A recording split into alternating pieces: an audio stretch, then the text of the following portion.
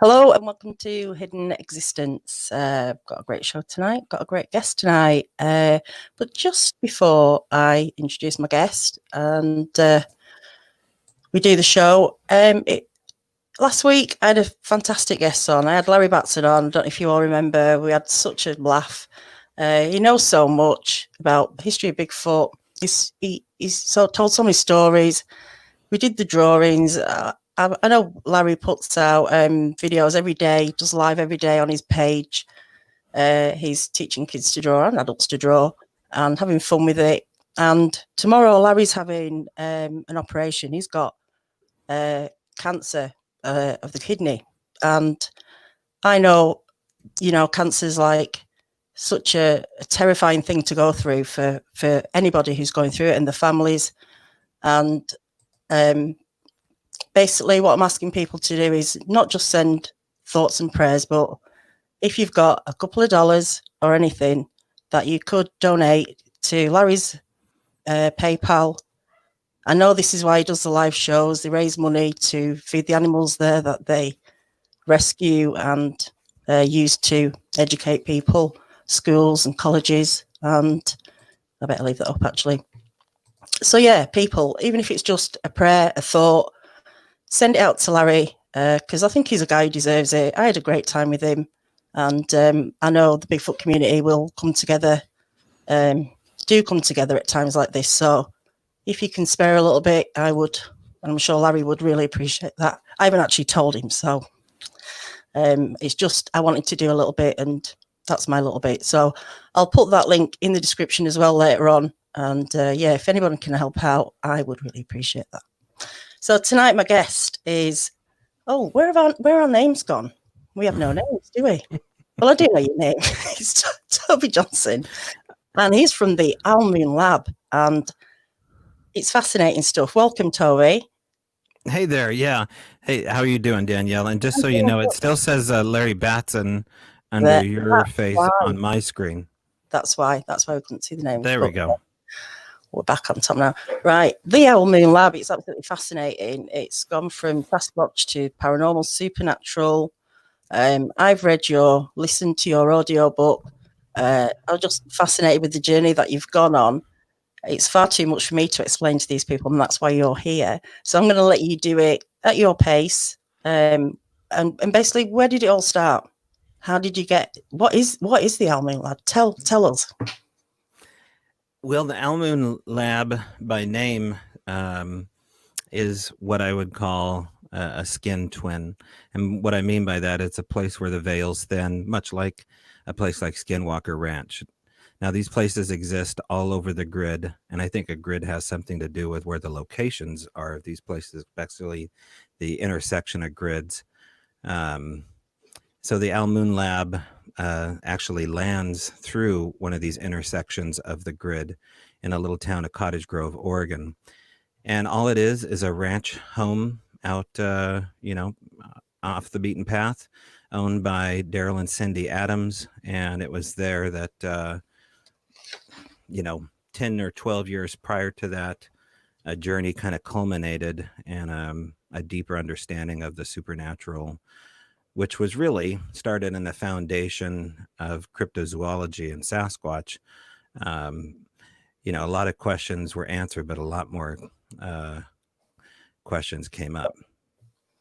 Where were you at before all this in terms of what were your beliefs? What did you think of, all the mumbo jumbo sort of? Right. I was super into the paranormal and supernatural, like many young men, and found myself gravitating towards a lot of deep sci-fi movies that came on. The books kind of starts out with me retelling exactly how that happened, with me coming in for a late night matinee with my father, watching Close Encounters of the Third Kind, and seeing Richard Dreyfuss's character Roy Neary build a mountain of mashed potatoes of Devil's Tower, and that really, it jarred me to the point where I remembered it all my life. It was, the one good, really solid memory I had with my father, first of all, but then it was a really interesting moment because, as he's building this tower of potatoes, and he says, this means something. And his wife looks at him befuddled. His kids are like worried, is my dad having a mental breakdown? But he's so assured that there is meaning and randomness, and that meaning out of us, this random existence that we have, consciousness. I've always had deeper questions about, what is behind door number 3? How do we dig in to these things here without being perceived as kind of kooky? But my life was as an artist. I kind of lived as an artist would, and never really set my path down anywhere long term. I'd had many careers over the last 25, 30 years. As soon as I graduated high school, I immediately set sail for 6 or 7 years, and then came back and had about 10 different careers after I got out of the Navy. And but I was always yearning to get myself into a mystery, a genuine, real mystery. And a lot of times that's presented investing your time in a religion or some kind of spirituality. But I wasn't a meditator, and church was really hard for me to go to. And I just, always found myself never digging deep enough. I always wanted to dig deeper. And then about 2007, 2008, my son and I just gone through a divorce. I was still sharing custody with my ex-wife. And then in a little town of Springfield, Oregon, we shared custody of my son, and we decided we would meet up for a hike. And on a cold February morning, we found a single footprint in the mud, and it was headed up. Actually, my son found the print, and we had the wherewithal to put a scale object in the frame of the impression and took a quick little photo. And, it was a humanoid looking barefoot track in the February cold mud, and it gets pretty icy and wet in Oregon in February. But it was just one print on a well-known trail where teens like to go smoke pot. And so I thought, well, it could be anything, anyone, for any reason. But, Jude, good job. You got the peepers to find something like that. Let's take a picture. And so we ended up showing the photograph to a guy by the name of Ron Olson, who back in the late 70s was kind of what would you call? Ron Olson would have been an aspiring Bob Gimlin. And in fact, he made a movie. He produced a movie with a guy named Ed Ragazzino in the town of Sisters, Oregon. And it was loosely based on Patterson and Gimlin, about two cowboys that see Bigfoot in the high desert. And so you can see this B-rated film still. I think you can find it on YouTube for free. And they poured their blood, sweat, and tears in this. I shouldn't call it B-rated, but by today's standard, it was kind of hokey. And but Ron went to a church that I went to, and so I showed this guy, this very hesitant and reticent Bigfooter, which is an important thing to talk about. And if I was to, well, let's see here, can we divert away from this topic here? let's do that for a second here, because here's a guy, and this will come into play with the story here. Ron is dedicated to the subject matter of Sasquatch for 15 or 20 years, or maybe longer, to the point where he's spending a lot of his business money into expeditions. His office has Bigfoot memorabilia. He makes a movie about Sasquatch. In fact, he built a Sasquatch cage, and I think you can go to Ashland, Oregon, and see this giant Sasquatch cage that is made out of telephone poles, if I remember correctly. And they left it in Klamath Falls, Oregon, with the help of the Forest Service to try to trap a Bigfoot in Klamath Falls, Oregon. And the hunters ended up getting trapped inside the cage more so than Bigfoot. But now it's a relic. It's sitting in Ashland, Oregon. Anybody can walk up there and see this old. A lot of people don't know what it was for, but that's what it was for. So my point is that this guy doesn't want anything to do with the subject matter anymore, certainly not publicly. Here you had this really public persona, and now I'm, a young budding researcher back in 2008, 2009, showing him a picture of maybe a suspected Sasquatch footprint. And he kind of blows me off. He doesn't really want to see it. And I don't really get it because it's just down the street from him. And he made a movie about it. I mean, he must still be interested in it.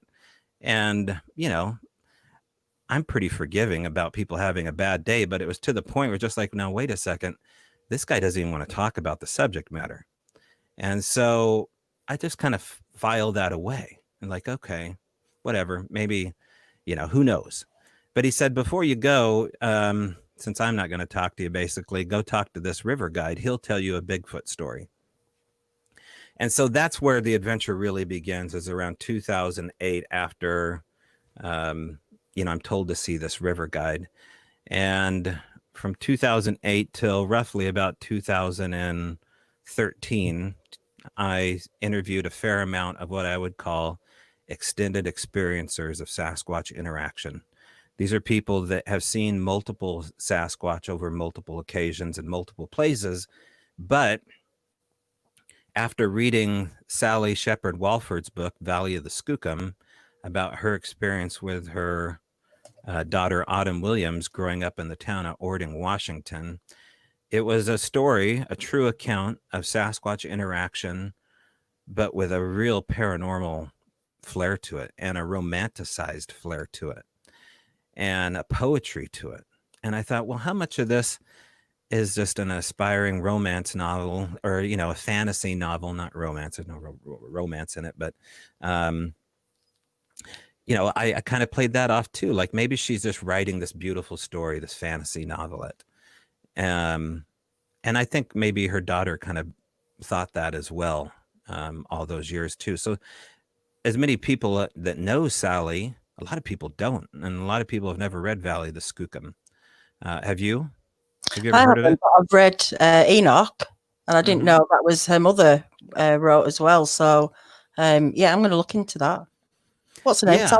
Sally, what was it? Her name? Well, if you look at Valley of the Skookum and look up Sally Shepard Walford, I think it's Wolford. Okay. That's Autumn's mother. And I think they're pretty close. I think they live within proximity of one another. But they tell two different accounts of Sasquatch interaction, which is really interesting because, Autumn was very young when that happened to her. I think she was under 8 years old, maybe younger. But Sally stands by the account.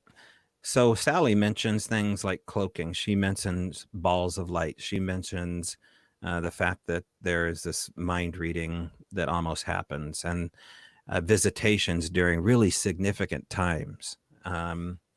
And Native American neighbors that kind of get involved and say, they're not what you think they are. So it just so happens that this river guide, the first long-term or extended experience I spoke to, thought along the lines of what Sally had mentioned in her book.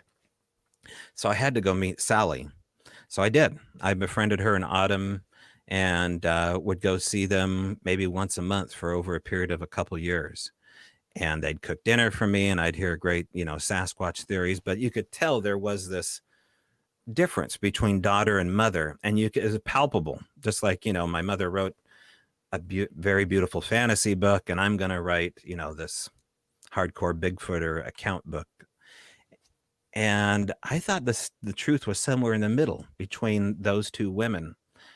And I still kind of thought that even after talking to maybe 3 or 4 extended experiencers by 2010, but I found myself leaning towards the fantasy element of this, the supernatural and the paranormal. And I'll tell you why. It's because things started to bear fruit as far as location and what to expect when you get there. Now, Sally told me that witnesses will, well, she didn't tell me. She did experience the lights and cloaking, but she never told me to expect that. What she told me was that there was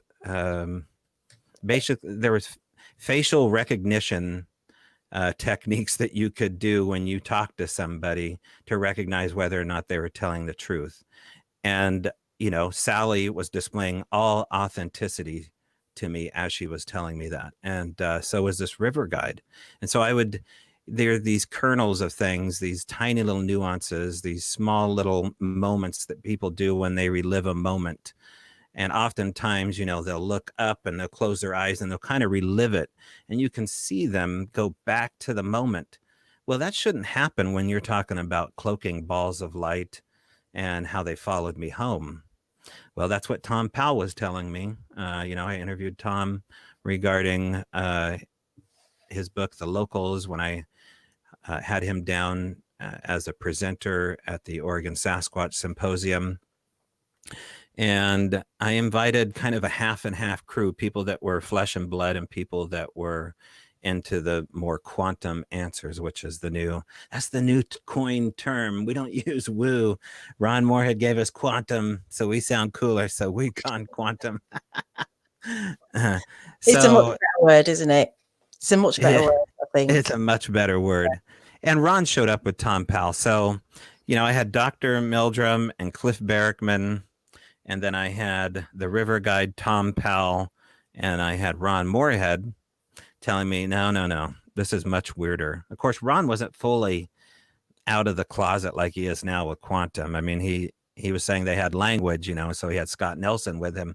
And Scott certainly wasn't talking about any of this stuff. Now, if you don't know Scott Nelson's story, then you don't really know Ron Moorhead's story, because they kind of going along the same path. Scott's a little bit behind him because he's a cryptolinguist out of the Navy that just discovered Ron Moorhead's Sierra sounds with his son for like a book report. And, had his world blown when he heard something that wasn't a hoax. This is a complex language. I must go meet this guy, this Ron Moorhead. Well, now they've shot a movie together. They're old buddies. They've gone up to the Sierra camp. But Scott now talks about the supernatural. Because it belongs in the world of Sasquatch. So I didn't realize Scott had gone that way. I mean, I listened a couple of years ago to his talk about how he discovered the Sierra sounds, and like you say, doing a homework project with his son. But I didn't know he'd was thinking that way. But I'll have to listen a bit harder. Yeah, do. We pinned him to it last month. We did a conference called Quantum Bigfoot Language, and people can find that on my Patreon page at patreon.com/Strange Brow Radio. We have a lot of private paywall webinars that we've done on there. And so we had a 3-hour Q&A with him and Ron, just talking back and forth. And Scott has had a fair amount of supernatural experiences, not all elicited to his time at the Sierra camp or things that have happened after he started investigating this. But if you look into people that study the paranormal, they will often say, once you start looking into it, be ready, because it's noticed you as well, and it may, want to take a dance. And if you're willing to dance with it, not everybody is. And that's the other thing. Not everybody is here to take the red pill. And I think a lot of times people get confused that they have to shove this information into everybody's ears and eyes, and they don't, because some people cannot handle it. They're not here to take the red pill. They are the people that run the blue pill world. That world still needs to exist. All these worlds need, maybe there's a green pill as well, but so far only discovered the red pill. I don't take the blue pill. That part we're sure. So I think we have to try them all, don't we? I think if we're not trying them all, then we're shutting ourselves off from possibilities. You have to at least dabble, don't you? Even if it's just one pill. I think people get frustrated that are in my position or in your position. I don't really know your position, but people that have experienced the supernatural find themselves really up against the brick wall of the blue world. And it's supposed to be there. That's a safety net. Not everybody. Some people, I've met these people, they completely crash and burn when they try to take the red pill. And they just turn into complete disasters. Things will crumble around them. They're not supposed to do it. At least at that time. Now, does that eventually, do they build up a psychic immune system to balance out the red pill and take the journey with you? That's not for you to decide. Let synchronicity decide that for them. You can't push this down, even if they're siblings, if they're family of any kind, if you're married in that situation. You have to mind the fact that now you live like Roy Neary. And what happened to Roy Neary? He got so obsessed, Richard Dreyfuss' character from Close Encounters, so obsessed with the fact that this means something that he's willing to sacrifice everything and leave with them. And you can get to that point with this because it becomes so engaged with you. It transforms so much of your life that it's hard to not want to live there, and go with them, be the Richard Dreyfuss character. But you can't. I don't think you're meant to do that. Now, maybe that's the green pill. Like I said, I'm not ready for the green pill, but I don't know that you're meant to do that because of the fact that we're humans and we're not spirit. These things are mostly spirit, and they rarely are physical. I think the physicality, especially of Sasquatch, I don't even want to guess, but I think it's a lot less time of them being physical, and at least our sense of understanding what physicality is. Them having flesh and bone, I think is still true, but I think that they have these other attributes where they either have tricked you into thinking that they're something other than flesh and bone, or that they actually are capable of doing that. If they are capable of tricking you to think that they can do these other things, there are physical implications of the fact that you can kind of test it and measure it, that they are doing it. It's not in your head. There's something scientific going on. Mm-hmm. It will depend as well on the amount of energy that's around them. Do you think? We'll say that again. And it can also depend on the amount of energy that's around them to be able to do that, if that's what they're doing. Right. Maybe these hot spots or places where people see them, there's something going on with energy. Yeah, I think it may be an earth spot. You have to look at all these things. I'm not willing to, poo-poo any of these ideas as far as how or where these things happen. I just don't have the benefit of disbelief when it comes to people telling me that they have supernatural Sasquatch activities that lead to UFO activities and ghost activities and other strange anomalous things that happen. So, right, I mean, Skinwalker Ranch is known as the place that is most well known for this, but it may not be the most active place in the world like everybody thinks. I don't think it is. I think the government poured millions of dollars into it. Pop cultures begin to celebrate it. And, anybody who steps foot in that ranch doesn't walk away saying, at least the reports I've heard, doesn't walk away and say there's not much to see here. Everybody that leaves a ranch like that says, okay, I don't understand it, but, to some degree, it lets us study it. It's very random. And it's pretty boring, for the most part. These places are spectacularly boring, and it is like waiting for a sneeze. And how long are you going to wait? I mean, some people sneeze more often. The Almoon Lab like to sneeze quite a bit, especially, and we can get to that. But in nice weather, good conditions, the better optimal position for a human to study it or listen to it or partake in it, it seems like the better the activity was. And a lot of times it's like that with the Sasquatch stuff as well. Some people don't look for Bigfoot on full moons. That's not my experience at all. In fact, do we have a full moon tonight? We do. We have a really special full moon. I think it's called like the raspberry moon or something like that. But so tonight's a full moon. I would say definitely go out Bigfooting on a full moon. Visibility is certainly better for you if you want to go do night hikes, but there may be something to the gravitational element of the moon cycle persuading more activity. Strawberry moon, there you go. Strawberry moon. Yeah, you think it would be a good night, wouldn't you? For hunting, for walking, for brightness, for just the things that the moon does.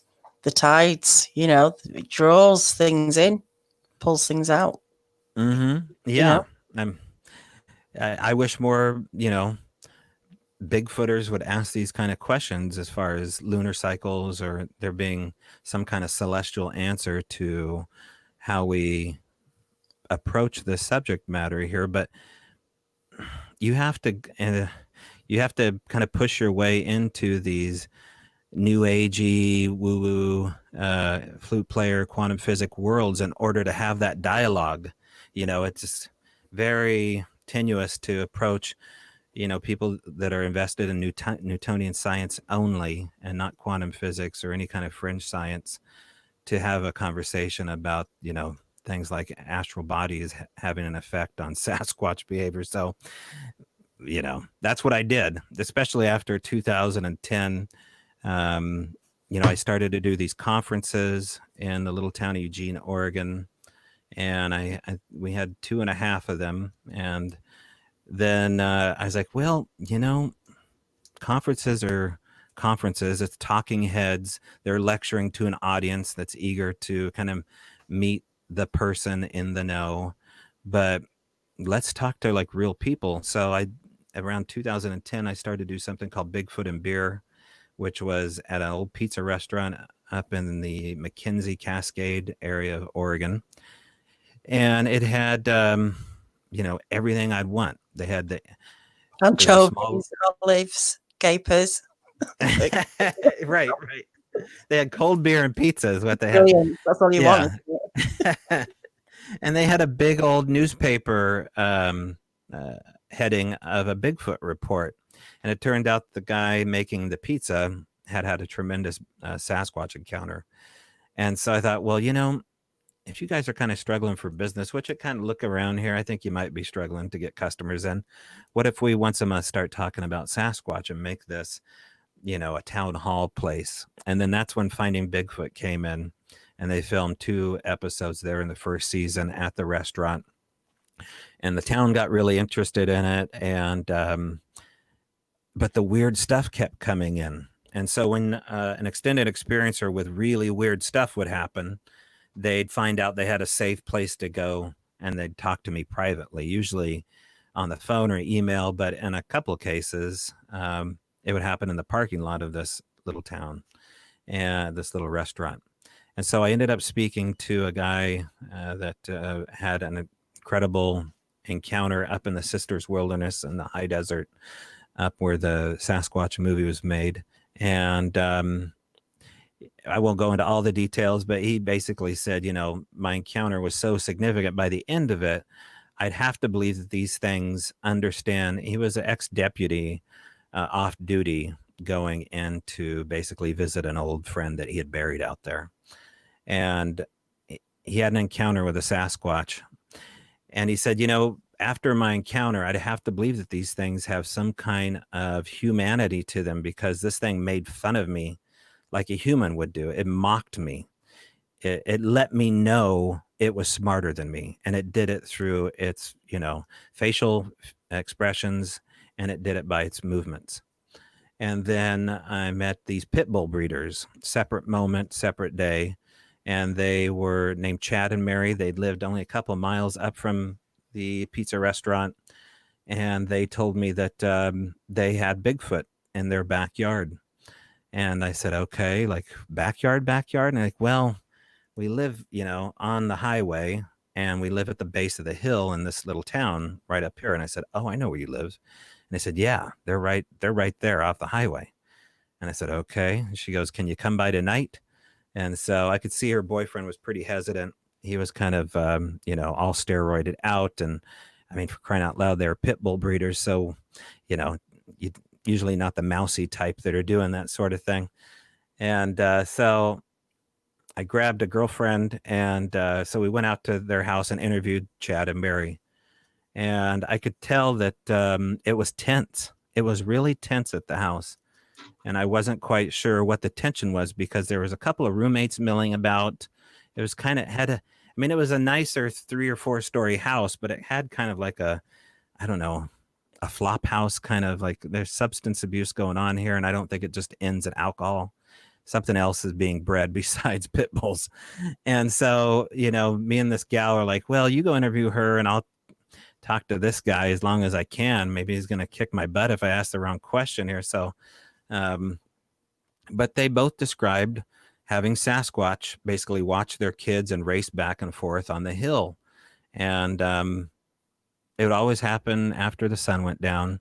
The kids would report seeing, you know, a hairy man sitting in the ferns, Indian style, if I remember correctly, and watching them play up in the upstairs bay window. And then they had all these really interesting stick structures that looked like sticks kind of stabbed inside these really deep stairs that were kind of, you know, earthen shapes in the mud going up the mountain. And they were, you know, bound together in the middle with pitch and mud, like something had fashioned its own adhesive or glue.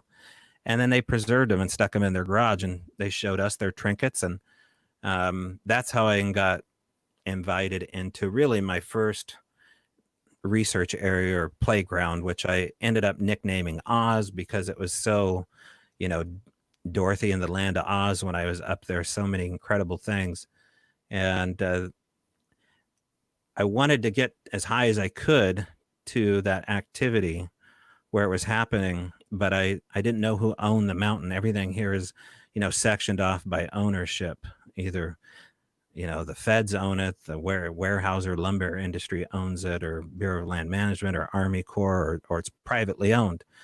And it just so happened 4 houses down, a guy by the name of Aural, who was an ex-Navy SEAL, SEAL Team 2, basically had Bigfoot activity. He knew it. He showed me photographs of footprints that came down in the snow. And he said, you're here looking for Bigfoot, aren't you? And I said, yeah, I'd love to go hike up there and take my son, or you, you know, or whoever, and kind of figure out what's going on that hill. And he said, well, I know they're here. You know, I've got these footprints coming in the snow, and they're coming out from the tree line into my field. And so he called for his daughter, and she brought out some photographs, and 2 photographs, I believe. And one was a wide angle shot of the footprints coming down, and then they just stopped in the middle of the field. Well, that goes to Sally, you know, talking in the Valley of the Skookum about these disappearing tracks. The disappearing track thing is a huge giveaway that something supernatural is happening, because it's not just snow. Snow cover is part of the answer here. Yeah, snow will weather over old tracks and make them look as though they've disappeared. Snow will do that. But when you have this in gravel, or you have this in mud, but especially hard pan gravel, and footprints are seen walking in gravel and then all of a sudden completely disappear, or in muddy lakes in the case of, you know, the London tracks, there's deeper questions that need to be asked. And most of these flesh and blood guys have seen, you know, the disappearing track thing, but it caught my attention. So Earl granted me permission to basically go up anytime for any reason behind his house, which was private property. And so I did as often as I could. And it was a fairly steep hike, you know, over an hour hike, you know, at some points really steep. And, you know, you're whacking through blackberries. There's no trails there. Maybe there's an old game trail. And so significant things happen on that mountain that I could never go back to the flesh and blood answer after Oz. And the reason is because I had my tent moved 49 feet on one occasion. On my first occasion up there, it was picked up and moved 49 feet and stuck atop an 8-foot tall rhododendron bush. And it was moved in such a fashion that it had to go around a corner and then land on top of this rhododendron. And it was facing the same direction, and the candy wrappers were exactly where I'd left them in front of the tent. And there was just, if it was wind, it was a very elegant wind, and it went only for the tent, which was covered in mosquito netting. So there wasn't a lot of fabric to push on. So that was pretty incredible. Yeah, it sounds it. Yeah. Rhododendrons come up a lot in Bigfoot. I don't know why. Jamie Cottrell's just mentioned it there. I hear a lot of accounts where rhododendrons are mentioned. I don't know if it's some popular, Okay. you I know, didn't but know that. Well, we were talking about that, how, it's important to tell this story, even if at nauseum, because someone like this guy could be listening. yeah, And I'd just never heard that before. just little connections, isn't there? Mm-hmm. Let's just talk about the tracks a minute, and you know the ones that are that disappear. Do you find that a lot of the tracks are just tracks where they're walking, or do some of them feel forced, like they've jumped down from something? Right. There's a thing about tracks where they're too light or too heavy for the substrate. And I always played it off just based upon either force or size. Either they were incredible movement for a split second and it was force, or it was just size, just brunt force trauma to the substrate. But then I spoke to Henry Franzoni about it, and he says, are you seriously implying that they have penetrated through gravel down into the hard pan and left a 14 or 15-inch track? I mean, you'd have to have a creature that's over 1,500 pounds to do something like that. So what is happening there that they would leave an impression of gravel down into hard pan? Mm. Well, I think about elephants or hippos, Mm-hmm. or rhinoceroses. What sort of impressions do they leave? I know, obviously, in sand and stuff, they're going to leave something. But what about on Mm-hmm. gravel? What about on just hard soil? Do they leave prints? Or because these seem like, Bigfoot is either weighs a ton and pushes his feet in, or Mm-hmm. like I say, is jumping into it to create it. Because they seem like they stick out like a sore thumb, don't they? You don't see tracks like that. Yeah, it's almost on purpose. I mean, after you go through the attributes of what's going on here, they have a sense of humor. They can be ticked off 1 minute, forgiving. Leave incredible gifts. And there's a type of humanity that you just can't overcome. So, is it on purpose? Are they leaving tracks as a gift? Kind of as just like, well, you guys love these things, and so for a moment, here you go. Here's a couple that I'll throw your way, and then poof, I'm, out of here again.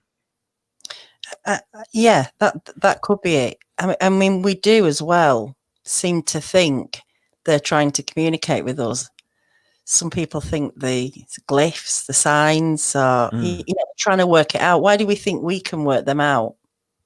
Because they're not messages for us, I don't think. But we try, don't we? Or why do we think that they are trying to communicate with us? Right. It's just another angle of it. I don't know. I think that they are trying to communicate with individuals, and I don't know why certain people and why not others. I used to play the glyph thing off all the time. I have a friend out of Cottage Grove, Oregon, and I would just give her the hardest time about finding stick litter. Just like, oh, come on. I mean, you're in the forest. I could find 15 of those in the next 15 seconds. That's nothing. And I think still there's a portion of it that's nothing. I mean, when you're in the forest, but the glyph thing is legit. And there's too much, especially from the Owl Moon Lab, there's too much documentation of them, whatever them are, because no one's ever seen a Bigfoot make a glyph and record it. But whatever is leaving these ornamental signs out of sticks generally, they have some very specific signs that they like to use over and over again. One of them is the asterisk symbol. One of them is almost like an A. Another one is like a T symbol with, well, here, let me make it. It's like this. I don't know if you can see that. Okay, That's yeah. another big one here. And then, of course, the asterisk symbol is another one. Now, you will see these things walking through the woods, and it could mean something. It may not mean something. We came to the conclusion that you can test these things to see if they are made by somebody, because if you leave an object within a glyph, chances are the object will either get moved out of the glyph only slightly, or get taken, or a new object will be put inside the glyph, or they will move the glyph altogether or take it apart. And so we're able to document that in Cottage Grove over and over again. And I think we got to the point where there were 12 signs, 12, and these were 4 sticks that they used over and over, 4 little tiny, maybe 5-inch twigs, like off of a cherry tree or plum tree. And they would just take these little tiny twigs, the same ones over and over. And again, you know, just really hammer in, this is the spot.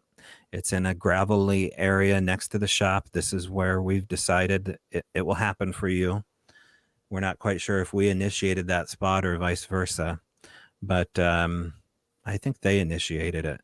And so within that grid, and I'm talking about a 12-inch to 24-inch area in the gravel, we would get these glyphs.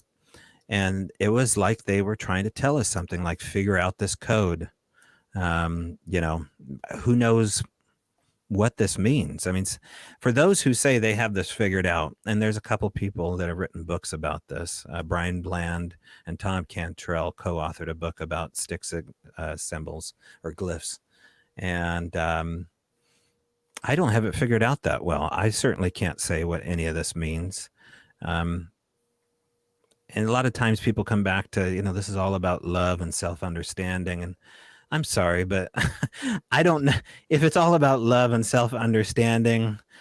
I don't know. I was hoping for something cooler than that, to be perfectly honest, you know, but maybe that's what it is. And maybe I'm still, you know, not fully, I'm not ready for that yet. If it's all about love and understanding, I can get that anywhere, but maybe, you know, and then I say that, and then I like, well, a lot of this is that romanticized, like Sally Shepherd was saying, is that it does have that kind of code of ethics to it. It's just like, oh, you didn't follow the rules. What rules? What are we talking about here? You know what I mean? Like, oh, there's this, you know, little ritual that has to happen, and it needs to be on this date, and you need to pay attention to this more. And it does kind of have that stuff going on. Synchronicity is about the romanticizing time and space.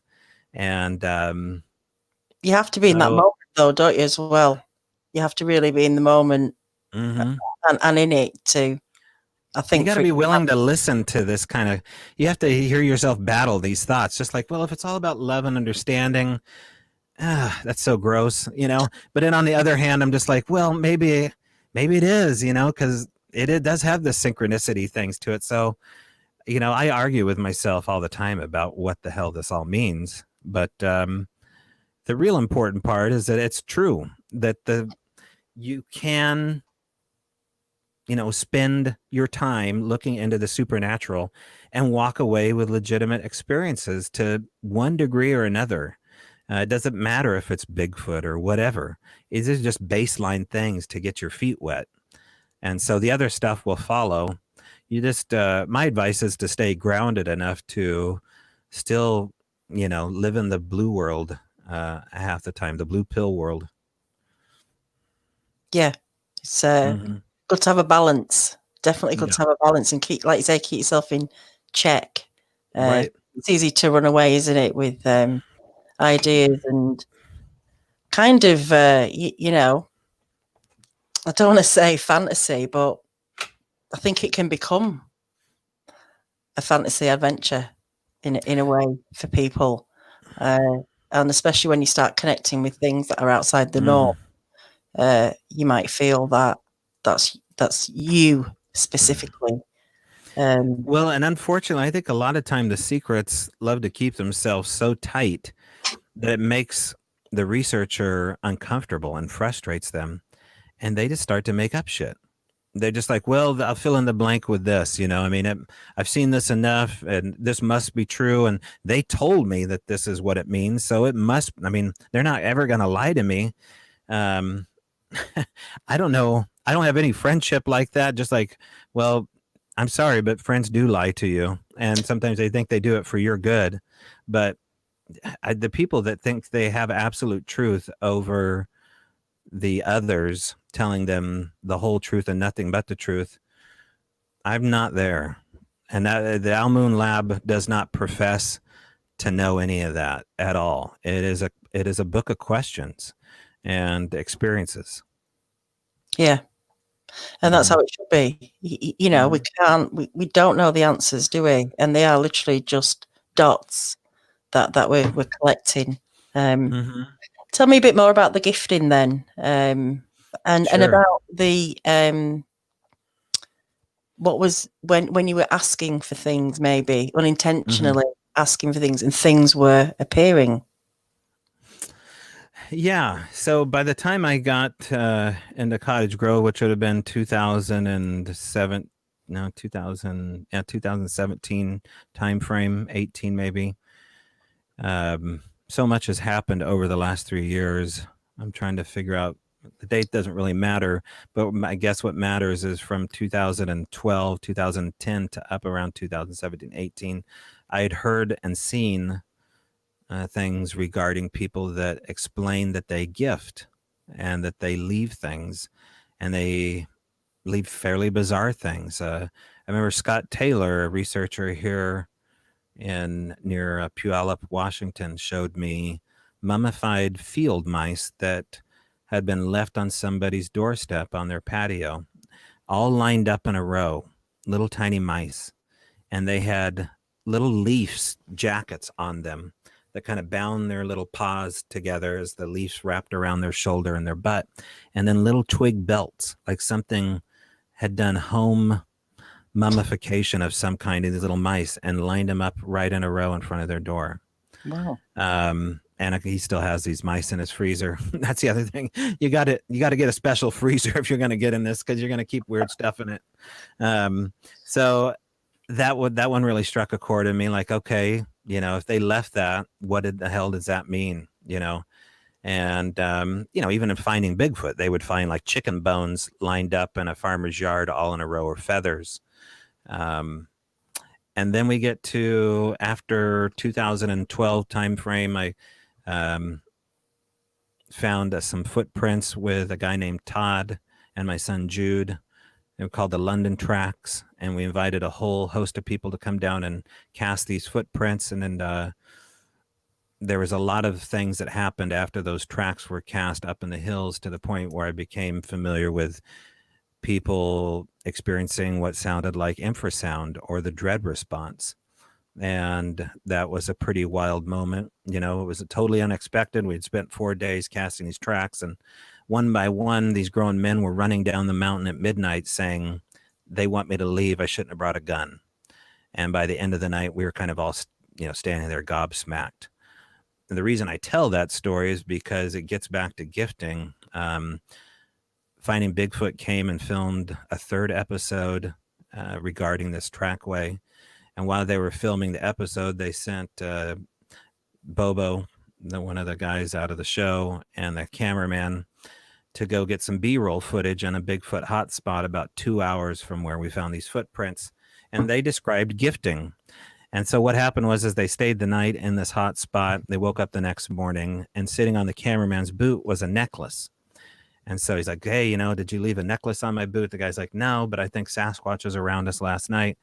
And he's like, yeah, okay, whatever. So I got a hold of the story, sent one of the witnesses, the guy, Todd, I was talking about, that helped me find this trackway.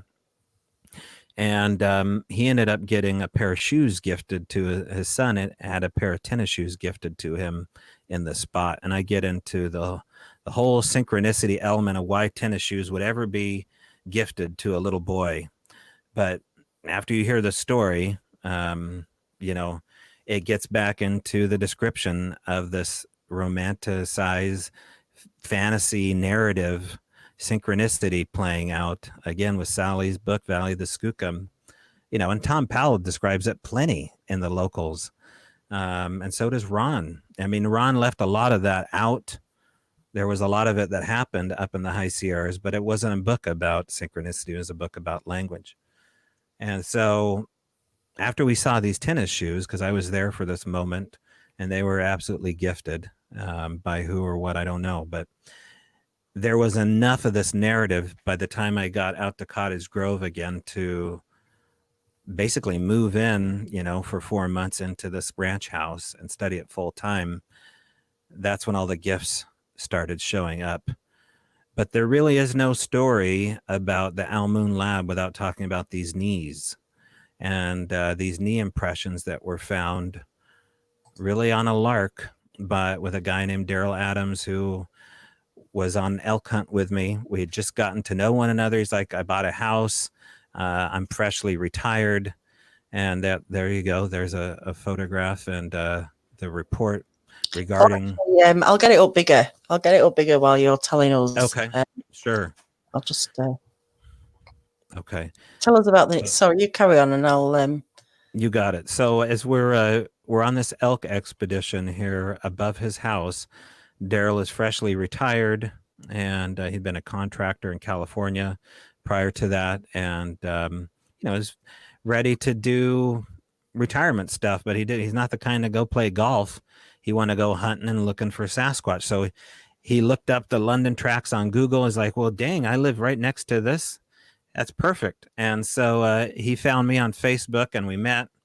And as we went on this elk hunt, he's like, I think I may have seen some stick structures above where we're going to go look for elk today. I was like, okay, a lot of poison oak up there. Not too excited about that, but I'll go and, we'll go looking for two things at once. Meanwhile, I'm starting up, there's about a 2 or 3 year hiatus between 2014 to 2017. And so I'm basically dipping my toe back into it all. And Daryl's pretty much one of the first ones to experiencing, me dipping my toe back in. So I start doing these live venues called Strange Brow, which was, the German word for brow, BRAU, the brew house. So yet another pub with Bigfoot, and not only Bigfoot stories, but supernatural stories, monthly meetups in a pub where we have live speakers and we all enjoy a pint. And so that had just started up. And as we're headed up after a fruitless elk hunt, he's like, well, the stick structures are up here. We'll just drive up this road. And I was like, okay. So I'm looking out the passenger window and I see these two pockets. It looked like a basketball had been dribbled in the red clay off the side of the road. And I thought, well, that's kind of weird. I haven't seen that before. Maybe Daryl will recognize this as a hunter as being A or B. But it looked like a small sized basketball was dribbled in the mud, which would have been really a weird thing to see for, where we were. And so, I said, let's back up, Daryl. Let's take a look at that. And so he hits the brakes and we get out and we start rolling camera. Now, anybody that goes to the Strange Brow Radio YouTube site can look up the Al Moon impressions, and you can see us, see these impressions. First off, there's no BS going on here. We thought these impressions were going to come back as not anomalous, explainable. The reason we recorded them is because I'm doing this live event and I wanted to have content basically to show, my due diligence and process of casting a really big mold. And it's like, well, no matter what, we're going to cast these, even if they come back as being an elk or a bear or whatever. But they look like knee impressions in the mud. And so it took us about 5 hours to get the supplies right. And we ended up back at the site about 11 o'clock at night underneath a full moon, which was called the Owl Moon. And we cast these giant tracks or impressions. But before we poured any plaster in there, we, meticulously and forensically took hair samples. And so we sent the hair samples off to a gal named Cindy Dosen of the Hominid Enigma program in Canada. And just said, here's our full video. We don't know what this is. We know this is a good area because they've been seen around here recently. And, as we're casting the tracks and casting the impressions, rather, we hear howls off in the distance underneath the full moon. Again, very romanticized, too good to be true. Just like, oh my gosh, the full moon, there's a Bigfoot howling off in the distance. Yeah, right. And that's what I thought. It's just like, but it's still a cool video to show people, right? Like, I'll have at least a good half-hour content for people drunk at a bar. I mean, most of the people at these bars here are not drunk, by the way. These are kind of like upper scale hippie bars where maybe you have a mason jar of an IPA, but nobody's, shit faced at these bars. So anyway, at least not my crowd. That happens at the after party. And so, so I get a hold of Cindy Dose and I'm like, hey, here's my plan is that no matter what, I don't want to know what this hair analysis has to say about the tracks. I know that the hair came from these impressions because I've shown you that, but I don't want to know anything about it. What I want to do is just throw you up on the big screen, and then you reveal in front of me and Ron Moorhead, who was there that day, and everybody else, what this hair is, and then we'll just all have a good chuckle about it, and they'll feel sorry for me, blah blah blah. But that's not what happens. She gets on the big screen and says, your hair is one of over 250 hairs I've looked at that match 6 others in the database that are anomalous. This hair does not match anything in the human or animal kingdom. Wow. Full stop. So what do you do with that? I mean, she goes, but it does match Sasquatch hair. And here's why. And so that's the report you have. And I'm not a Sasquatch hair expert. I believe Cindy is. And she's looked at enough of them, and she, has some pretty impressive credentials. I don't know she's a full-on veterinarian, but she has her own lab at home. And she's who the apers, as I call them, send their Bigfoot stuff to, including the people at the Olympic Project. So I start working with these people that are involved in the ape theory of Sasquatch. I'm like, okay, well, here's a casting, somebody sent me back data that the hairs don't match any record that came out of this casting. Now we've got a Boeing engineer, Scott Taylor. He's like one of the lead managers at Boeing, telling me that the weight distribution of the size of that is over 1,200 pounds, not of exertion or pressure, but of straight blunt force weight. So anything over 900 pounds puts it in a massive animal. It takes it out of the man kingdom completely. Maybe, who knows? But I don't know the answer for what exactly the Al Moon impressions are. But I just know when we brought those impressions back and put them in Daryl's garage, because he was just down the gravel road an hour. It was the best place to put him. And so we left him there to dry and basically let him dry for 3 or 4 weeks and then slowly uncover them to see what data we could get off of them. And so we treated them like, the Ark of the Covenant, like, these are this whole, and maybe there was something to that because there was so much energy on our part to protect them and to keep them safe and, perfect and pristine. Now that my, red pill life has come to full fruition, maybe all that energy of looking at something like this that probably belongs to a Sasquatch individual, maybe that had some weight to it of why they came down the ridge to this property. And it was after we found those impressions and left them in the garage that things really started to heat up. Now, Daryl had never heard anything about this property having Bigfoot stuff in it. He had neighbors. When you live in the country in the rural area, you don't really have fences and you don't really have neighbors. You have the guy that lives up on the hill and you got the guy that lives, behind those trees. It's maybe 500 yards away at the closest. In his case, there was a farmer that lived about 400 yards away. There was a gal that lived in a yurt in the woods with her kid, and then her dad that lived in a mobile home in the woods. And everybody was coming back with weird stories about this area. The farmer we ended up calling Wormy because he was a worm farmer. He had night crawlers that he had his best night crawlers, and he had a lot of woods too. Like he would do his own milling and lumbering and sell his logs off to the warehouser. He was telling us that he saw a blue-eyed bear on 2 legs approach him. Now, that's what he told us at first. He ended up saying, it had to have been a Sasquatch. But what's up with the bright blue eyes? That's a pretty incredible thing to see on a primate. I don't think there are any. I don't know. Are there primates with bright blue eyes? I don't know of any. I mean, if there are, someone get back to us. But he described a type of bioluminescence and a glow that was minus the reflectivity. And oftentimes that's the argument. Does Sasquatch have self-illuminating eyes?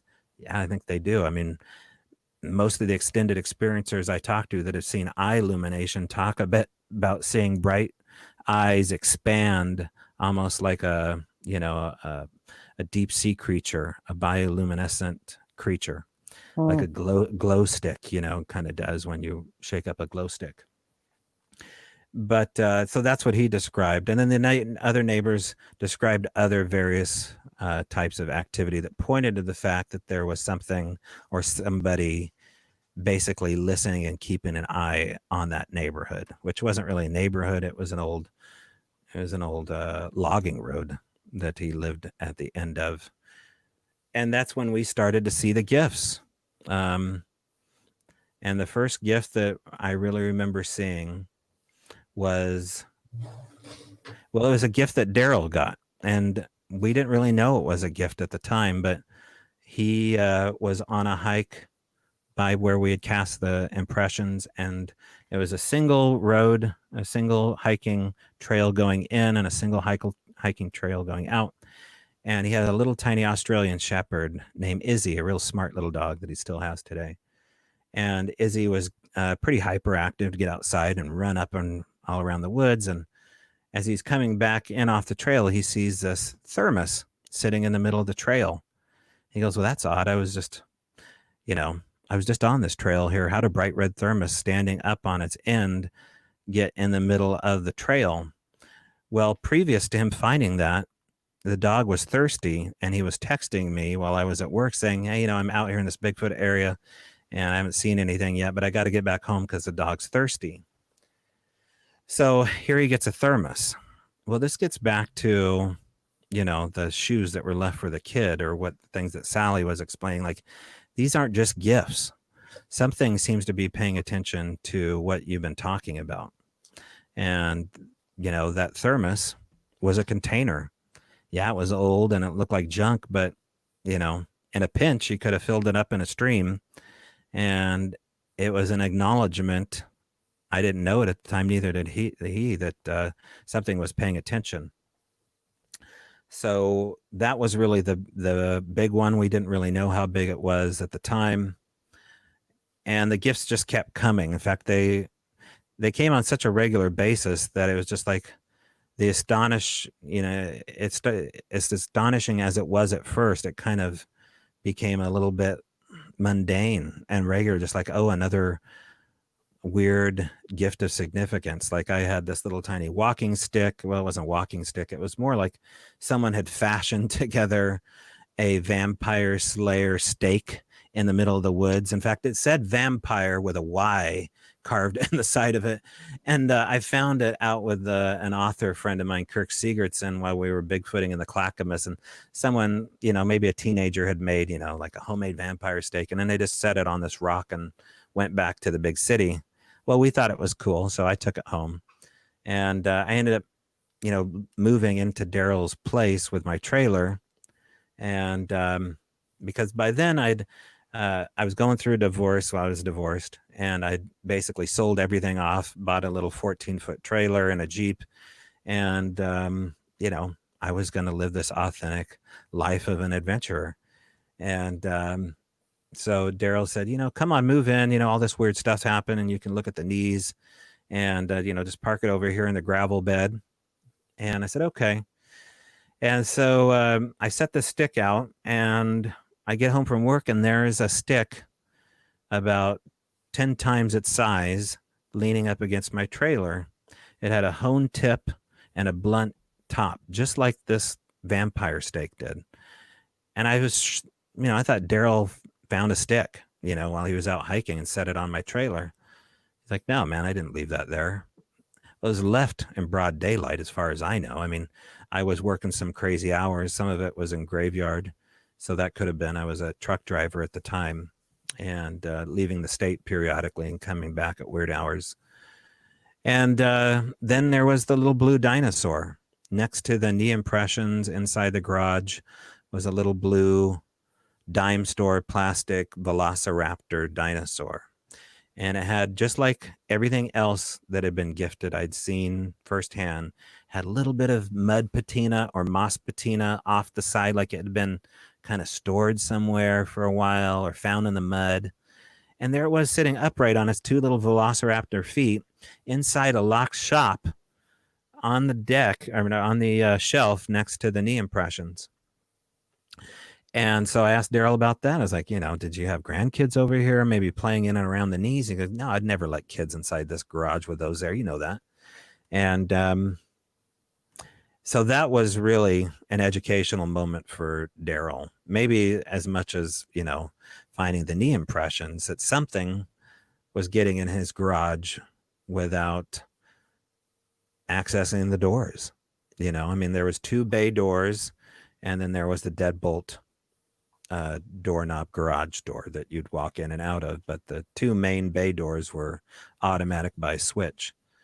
And so I was like, okay, I need to be completely honest with you and Cindy about what I'm invested in here and how this may affect you, especially if you're retired. And I said, this could get weird really quick, and you guys are pretty conservative, and you have a specific maybe belief system about what's happening in this world and what's not, and what's good and what's evil.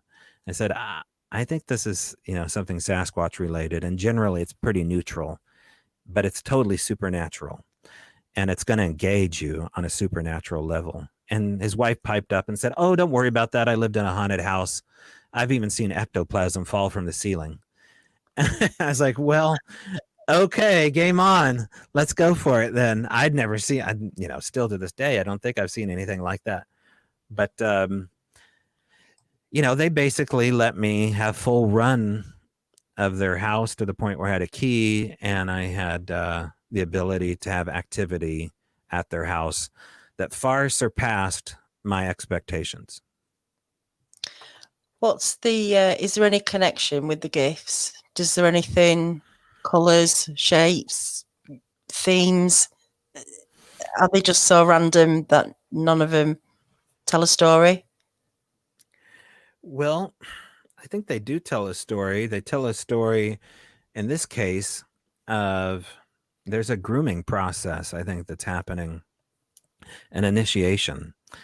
And it starts off small. Like, the sounds started before the gift started. And we didn't really, Daryl didn't know what to do with the sounds. I'd never heard of people hearing clicks, knocks, and taps as precursor to Bigfoot activity, maybe with ghost stuff. But I didn't think Daryl's house was haunted. They just lived in a haunted house. Why would this one be haunted? And he wasn't exhibiting any signs of being crazy. Neither was Cindy. Hard-headed, but typical, And so the sounds were really the first thing that we should have paid attention to, even maybe before the knee impressions. And he'd send me audio of these little click tap sounds. And I was like, well, I don't know. You live in the country, man. It could be anything. It could be a bird, a squirrel, it could be a tree, whatever, a seed, a pod, I don't know, gravel. Well, those sounds, I think, had something to do with the gifts. And I only know this now after, all the years of doing this, is that these sounds seem to be related to apportations of gifting taking place. A lot of the gifts, at least in this area, were not delivered by traditional means of hand delivery. They were delivered through some kind of apportation process. So anybody who doesn't know what apportation is, there's also a deportation where objects, poof, are gone. And so these click, knock, pop, tap sounds had something to do with physical matter popping in through other physical matter. And you're kind of, if I'm to theorize anything here, it's just a theory, is that you're hearing kind of like the sonic boom of matter passing through matter. So we would hear wood, cement, metal, plastic. It didn't matter what the matter was. We would hear that sound get messed with or popped, and there would be sometimes an object relatively near where that sound had happened. On one occasion, it was broad daylight, and we were listening to sounds. This was well into, me moving in there, and we're always listening to sound. We downloaded, I think, 1,200 hours worth of audio, and so there was a lot of audio to review. But we got so good at reviewing it on Audacity that I could go through 8 hours of sounds in under 45 minutes, which is pretty damn quick. And you're just looking for signatures. Yeah. And so I'd usually do that as a hobby. As soon as I get home from work, it's just like, okay, 45 minutes audio, blah, blah, blah. We'll get through it.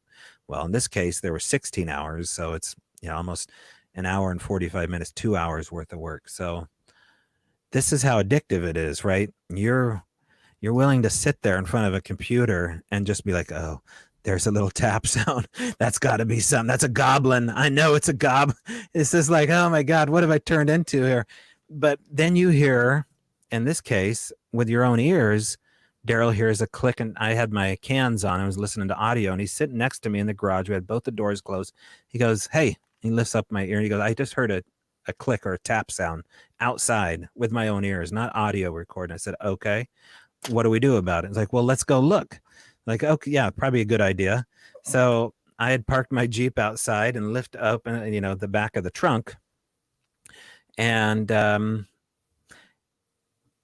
I had a lot of supplies that I would bring down with me. And, I'd be listening, constantly trying to change up how our new approach. So my Jeep, I had the trunk lifted up. And as we walk out to my Jeep, I had a World War II Army blanket, like an olive drab, wool blanket that you would use as like a World War II era blanket. And it's just kind of where I put my boots and stuff like that, so I wouldn't get the upholstery dirty. And so that's laid up in a square. And I was like, grab my recorder, start filming immediately, just in case. We're always ready to roll. And as I'm panning there with the camera, I see a rusty trench can opener, an Army trench can opener sitting almost, dead center off to the left. And it's rusted closed.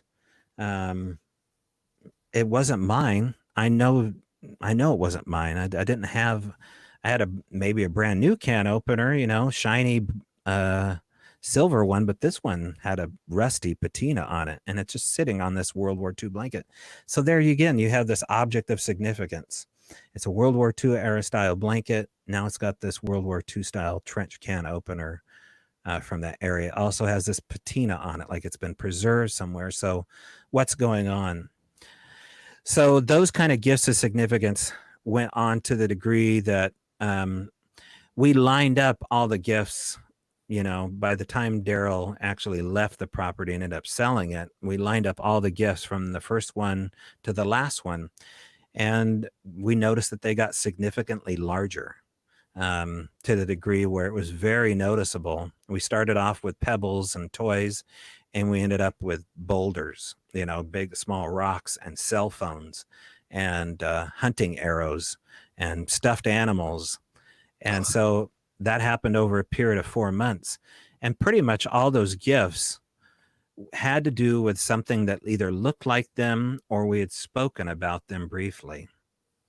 And so that's my takeaway. I don't really know what to think of it. Yeah. It's almost like the objects that they're connecting with are maybe connected, as in they're generating something like the blanket and the tin opener. Maybe it was the blanket that attracted it. I don't know. Yeah. Kind of creates it's that like, link.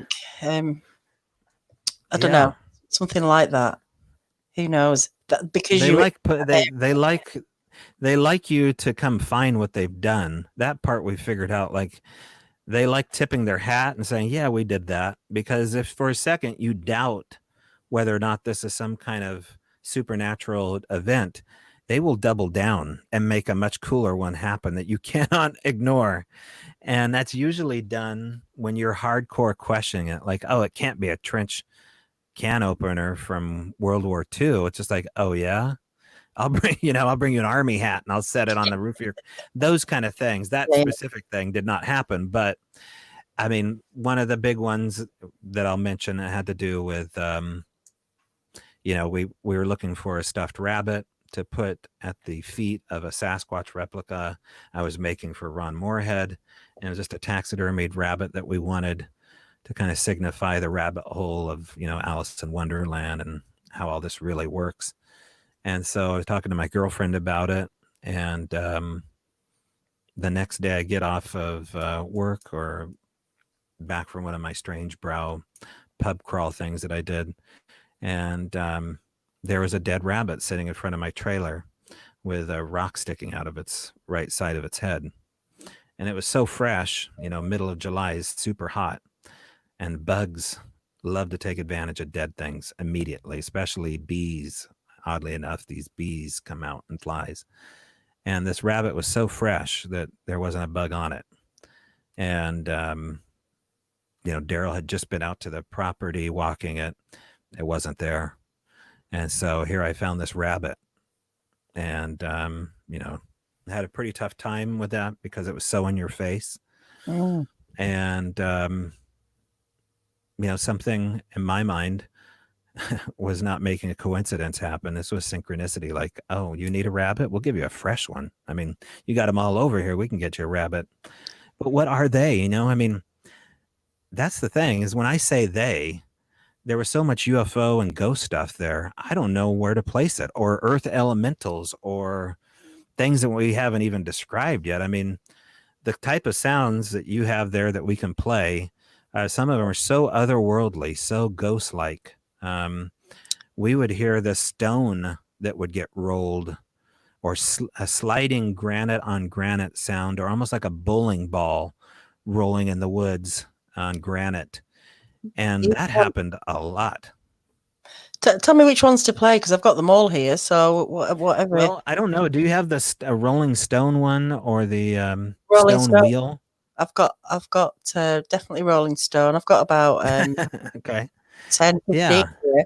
I'll play Rolling Stone. Yeah. Okay. Okay.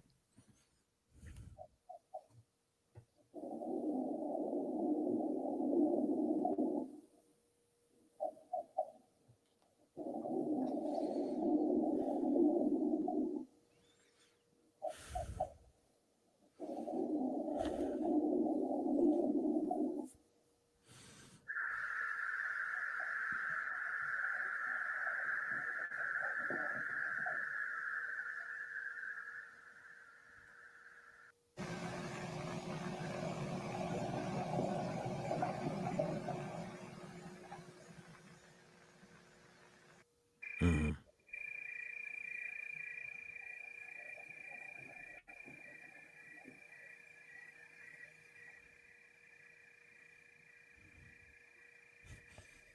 I almost feel like I'm back there.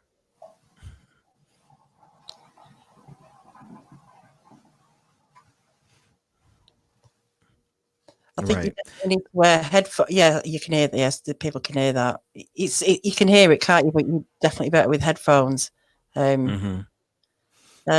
Yeah. Put on your headphones for a lot of these sounds here, because some of them, I mean, I did enhance some of them, but we tried to put raw audio in as much as possible so it wouldn't get messed with. But that sound shouldn't. I mean, we tried to debunk so much of this stuff. That was one we could not debunk. So what you shouldn't hear of another person describing about granite wheels sliding around or stone on stone. It sounded like it had an opening and it kind of gradually stopped, like you would roll a giant, door open on a barn or something like that. Mm. But there was the stone quality to it too, and sliding quality to it that wasn't barn-like, and we knew there was one barn, Wormy's barn, but we tested that out and it wasn't him, and they weren't coming from the woods. A lot of these sounds and the EVP sounds were coming from this shop.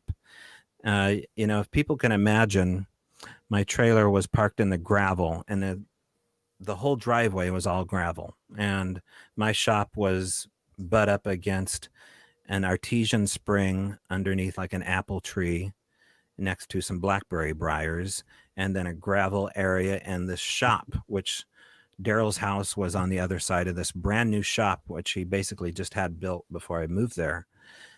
And a lot of the sounds that we'll play tonight happen within the shop. And so that was one of the first weird sounds, but really the clicks and the pop sounds, why don't we play those? They were so small and nuanced that I just thought it was, typical birds and chipmunks. Yeah. What are you calling them? Because I've got well, it's probably clip number 1, where it's like small pops or tap hit clicks like that. Yeah. Yeah. There's nothing that says clicks on here. That's all. That's what I'm just saying. Okay. This is tap hit, hard hit. Okay.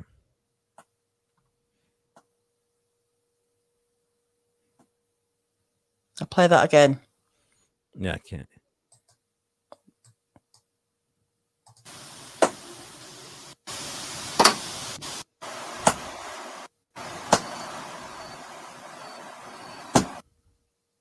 So those sounds were recorded with my little Tascam, my Tascam DR05, which is just a little stereo microphone. And I would set it out front of the trailer on the rail of the awning, and then Daryl would be recording in the backyard with a parabolic up towards the mountains. And so those sounds, mainly those ones there, sounded as though they were hits happening to my trailer. So I assumed Bigfoot activity was happening, and they were throwing rocks at the backside of my trailer. And they were usually doing it when I was gone to work. But then Daryl was getting them too. And it sounded as though they were coming in and around the shop. So why don't we play, well, as we were getting those sounds there too, we started to hear voices. And so we had to rule out, like, well, now, is this the Wormy, the farmer? Is this the gal in the yurt? What's going on here with the voices at 2 a.m? And why do they sound so close and ethereal? So we started to put the recorder in different spots. And but this is the kind of sounds we were hearing. Why don't you play clip number 2? Okay.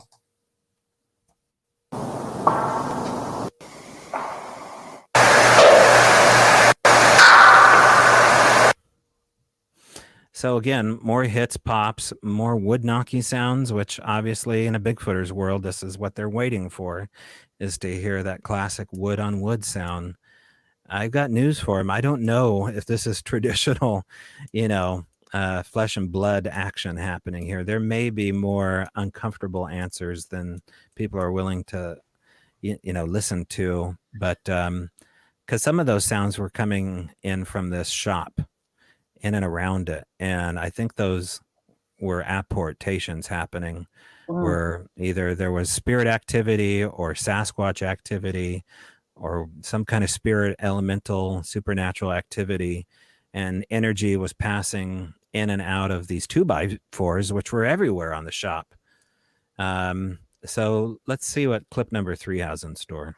I just had a thought in my head. I'm thinking about, what sort of wood would you need to hit a tree with that it wouldn't break, that you could create a loud enough bang? Do you need green wood to do that with? Or, old wood's going to break, isn't it? So is there a certain type of wood you could whack a tree with and it wouldn't break? I guess. There's Bigfooters in this area too. So we had to rule out the fact that there may be people out there, squatching, wood knocking with baseball bats, whatever. It wasn't a really well-known area, but enough has happened out of there where we'd seen Bigfoot, people with Bigfoot bumper stickers and 4-wheel drives. Like, okay, I think there was even a BFRO van out that way. So, the way this works is when people have an experience, they get on Google and they're like, the only people are listening to me right now with UFO stuff is MUFON. The only people listening to me with Bigfoot stuff is the, BFRO. They've got the show on TV. And so that's how places come to get known. Plus, people talk, and especially in pubs, and, what better time to do something crazy at 2 a.m, you know, kind of liquor it up and then go out into the woods and hit a couple trees and see if we can wrangle up a dirt monkey. Look, I'll play Yeah. clip 3 for you. Okay.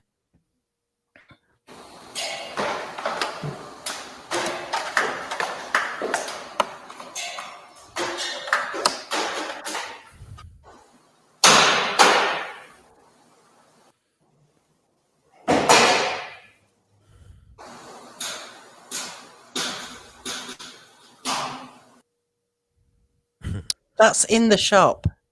From in the shop. Well, we gather it was. I mean, that was when we left the recorder in the shop, and it started to get abundantly clear that the sounds were more clear in the shop. But we still couldn't rule out the fact that the shop had eaves, and on one occasion we'd seen a bird fly in the eaves and get stuck and hit the side there. And so was that a bird, you know? But the consistency of sounds when you would just walk out of the shop and leave a recorder, and then you would hear something happen. Like you would just walk out and all of a sudden you knew the shop was clear. It was, you know, you could see very well in the shop that there was no funny business going on with animals. And when a bird on one occasion was stuck, you definitely notice it because there'd be either, you know, turds or a feather or something like that. But generally you'd walk out of the shop and you would hear something hit, bang, explode. And when I say explode, like, you know, one of those sounds didn't really do it justice. There's a couple times where there was an explosion. Like you could hear the air get sucked out as you would listen to it, because what we would do is we'd put my, you know, recorder inside the shop, run a line off of it, use it as a microphone, and then we would listen with a speaker live and wait for the action to start. It turned into this little sun goes down goofy game that we would do. But it was also, you know, it was an experiment just to say, okay, how does this work here? If we leave, will you play, and why? And what's the difference between the recorder and us being out here? You know, why won't you do it when I'm asleep in here trying to have this happen? And what the hell do you have to do with Bigfoot? You know? So enough of those sounds proved true that, yeah, you got to leave. And this is the way it works. And this is our little rules that we have, is that you can't be around for most of these cool sounds. That's interesting, isn't it? Mm-hmm. I don't know. I have heard clicks and pops and other people recording stuff like that. And also trickling like water. Like a waterfall or a stream, little trickling sounds. We never got that. That's really interesting you brought that up. The only thing that we had close to that was on one occasion we felt rain on a clear day, and it was a blue sky in August, I think, and it was raining in a 24-inch square, and it was just mist. You couldn't see like droplets of rain coming down, but it was like you were hanging out in kind of like the produce aisle and they turn on the misting machine. Right. Now we were next to the artesian spring and the blackberry bushes, but it didn't geyser up or anything. I mean, it was like a little trickle that came up out of the ground. Yeah. But did we wander into some kind of weird, you know, supernatural ecosystem? You just had to wonder about this, because as we listen on here, the sounds got so complicated, so cuckoo, that you just couldn't help but picture like someone peeling back the veil and peeking through and dropping something and then going back in. Scary. Kind of, you know. Yeah, that. I'll see if I can find it and I'll ask the guy if I can share it with you. But I think he also captured Bigfoot snoring and coughing. So he did? Yeah, and there was this trickling noise as well. And he said they weren't anywhere near water. And like I said, there was clicks and pops. And wow, I'd love to hear that. Yeah, I'll ask him if I can share it with you, or I'll hook you up with him. But okay, he picked up some fascinating audio. Should we go to the next clip? Sure. Number 4. This is yeah.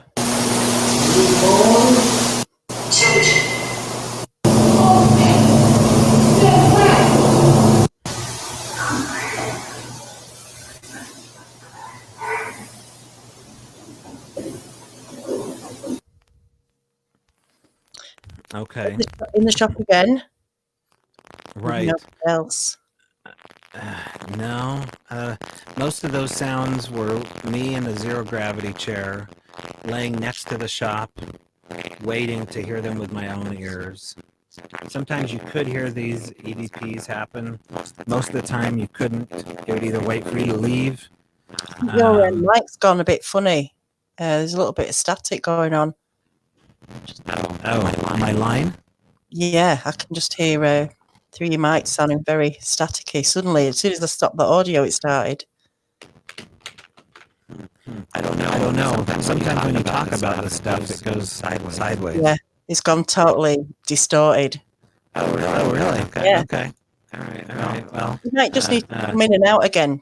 do you want me to log out? Yeah, try that. Just try come back Okay. in again. That's weird. So, should I put a picture up and then you don't have to look at me?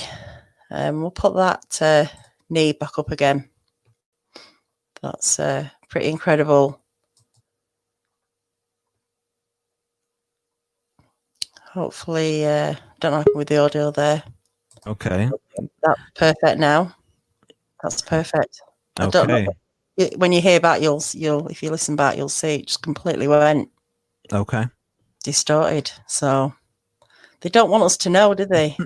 Well, I mean, I think the last time you and I talked, it did the same thing. It might be something to do with my mic or who knows, but I've never had that problem before. Right. Okay. Well, so go back to that clip number 4 again. No one in the shop.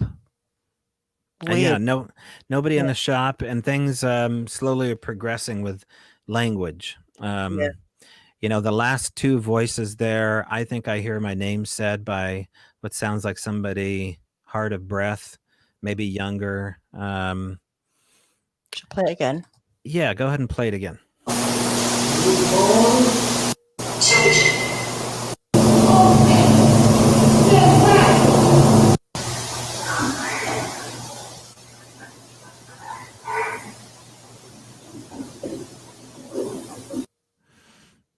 Now, my birth name is Toby. You know, all my friends call me Tobe, but I think I hear Toby get back maybe on those last 2 vocals. I don't know if that's what's going on.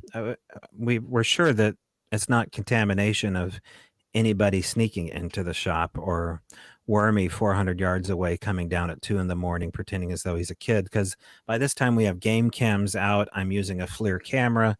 We have recorders all over the gravel bed. I mean, to sneak over the blackberries in such a fashion without making a sound and getting in on this property, we've ruled out it's a hoax, especially with the dead rabbit, because after we found the rabbit, you know, my girlfriend says, well, thank God they didn't bring you a snake. You hate snakes. And 3 days later, there was a decapitated snake exactly where that rabbit was. Wow. On another occasion, I was having a problem with my cell phone and I needed it to update, or I needed a new cell phone. A couple days later, I find a muddy cell phone in my boat. It's like someone went down to the creek bed, found an old cell phone from the 90s, and threw it underneath, hid it actually underneath one of the oars of my boat. Wow. My son hung up some Christmas decorations one time, and he lives about 30 minutes from where I'm living. And it's like August, and he's putting up Christmas decorations, which is kind of a weird thing. I get you.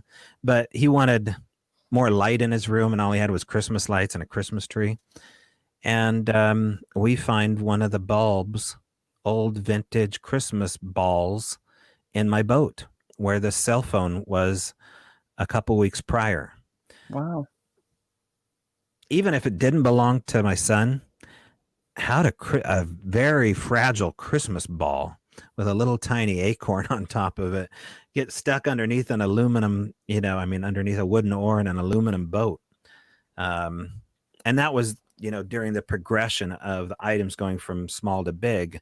This was like 3/4 of the way in as they were getting larger and larger. And, Daryl is showing signs of growing weary of the house and making a profit from living there. And I don't mean that in a bad way. I just mean the fact that their commute into the city was a bit of a bitch. And the cell phone connection was, when you live in the country, you just may or may not get a Wi-Fi connection. And so they wanted out, I think. And I was, hearing them talk about it, like, oh, we can get something better for cheaper, bigger, the cheaper. And so eventually the house went on the market. So I felt like there was this time crunch, like, okay, I knew this day was coming. Like, it's too good to be true. I'm calling up Tom Powell. It's like, we got to get word out here to buy this place, man. Something, I know it's going to sell to people who don't really care. So I'm kind of in that mode. But at the same time, I'm thinking of, at that time, moving up here to Washington with my girlfriend, who is an extended experiencer. And she's, inviting me to come live with her and experience it here. And so, we're doing the long distance thing. I'm working 40, 50 hours a week trying to build Rod Moorhead, this Bigfoot statue, and then studying, as much as I can, living on like 3 hours or 4 hours of sleep a night.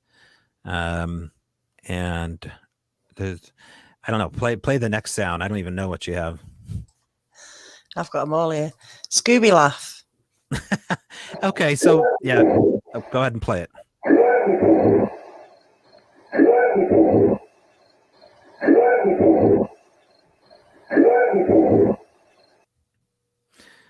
It sounded like Scooby-Doo to me when I heard it. Now, that was one of the first sounds that we recorded out of this haunted bedroom. Before Daryl and Cindy bought this place, this family that had lived there and raised their kids there for 15, 20 years, they had their kids' handprints in the sidewalk, names, dates, the whole bit.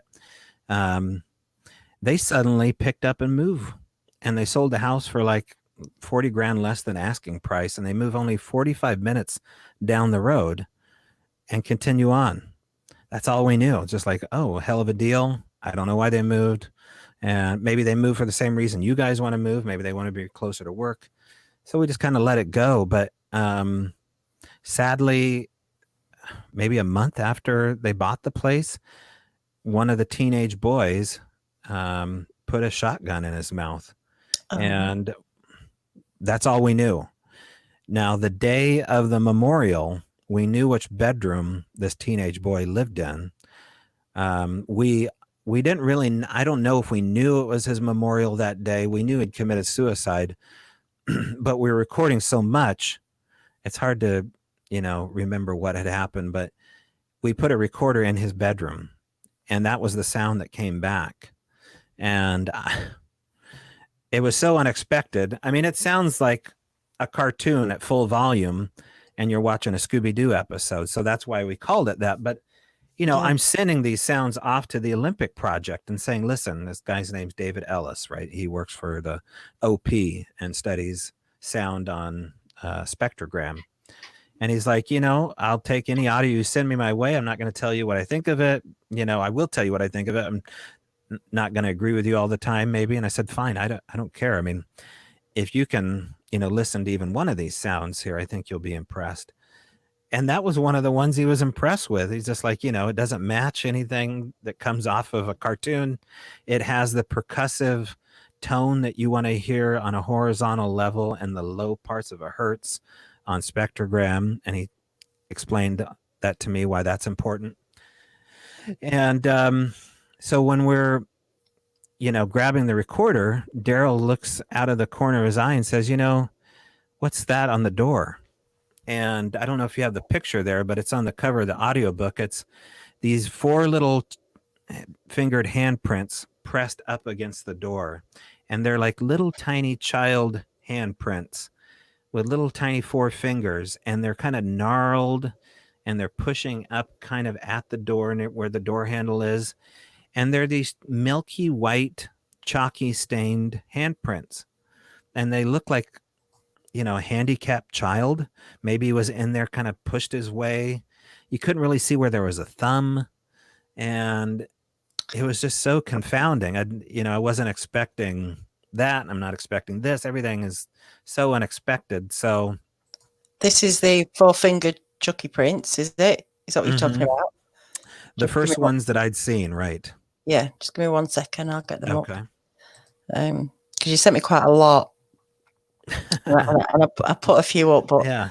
let's see, I can grab them easy enough. Okay. Well, while you're finding them, we decided we would dust them with construction chalk, which was in this case was like, blue chalk that you would get, or graphite. And what you're seeing there is a black light before we dusted those, I believe. And Right. so there you can kind of get an appreciation for just how strange these are. And, they're very childlike, but Yeah. there really is no place for the thumb to jet out. You don't see what's called a stem. Maybe on the right hand side, you see what would be a stem, or maybe not the stem, but the thumb placed very low on the right hand print on the left hand side of the right print. But there's this huge gap that exists between these fingers. On the left hand side, you see this really pronounced, defined gap, and they're crooked looking.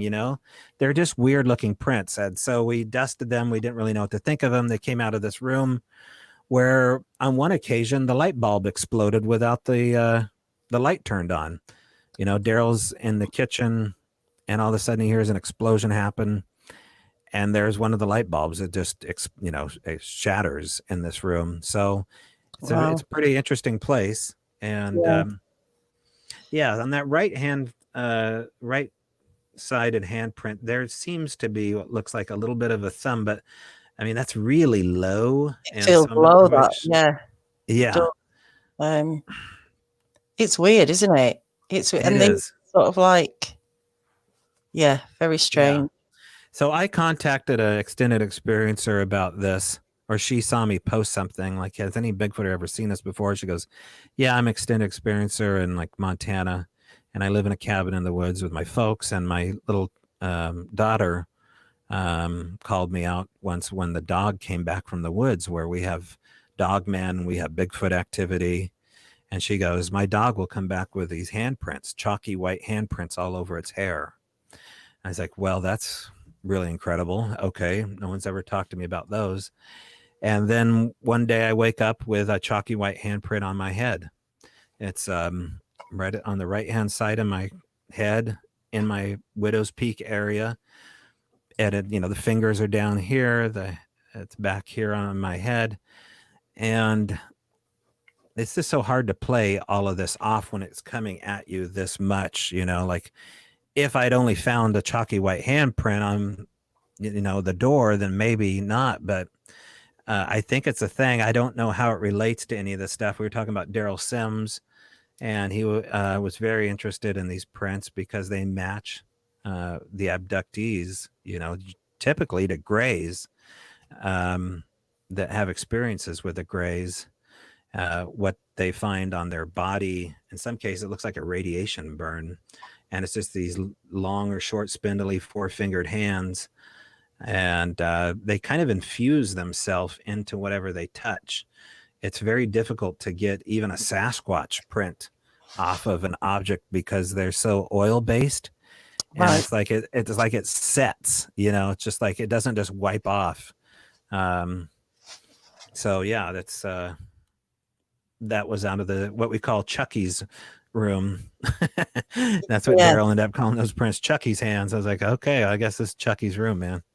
That's I've also got that we were talking about before, these stick shape.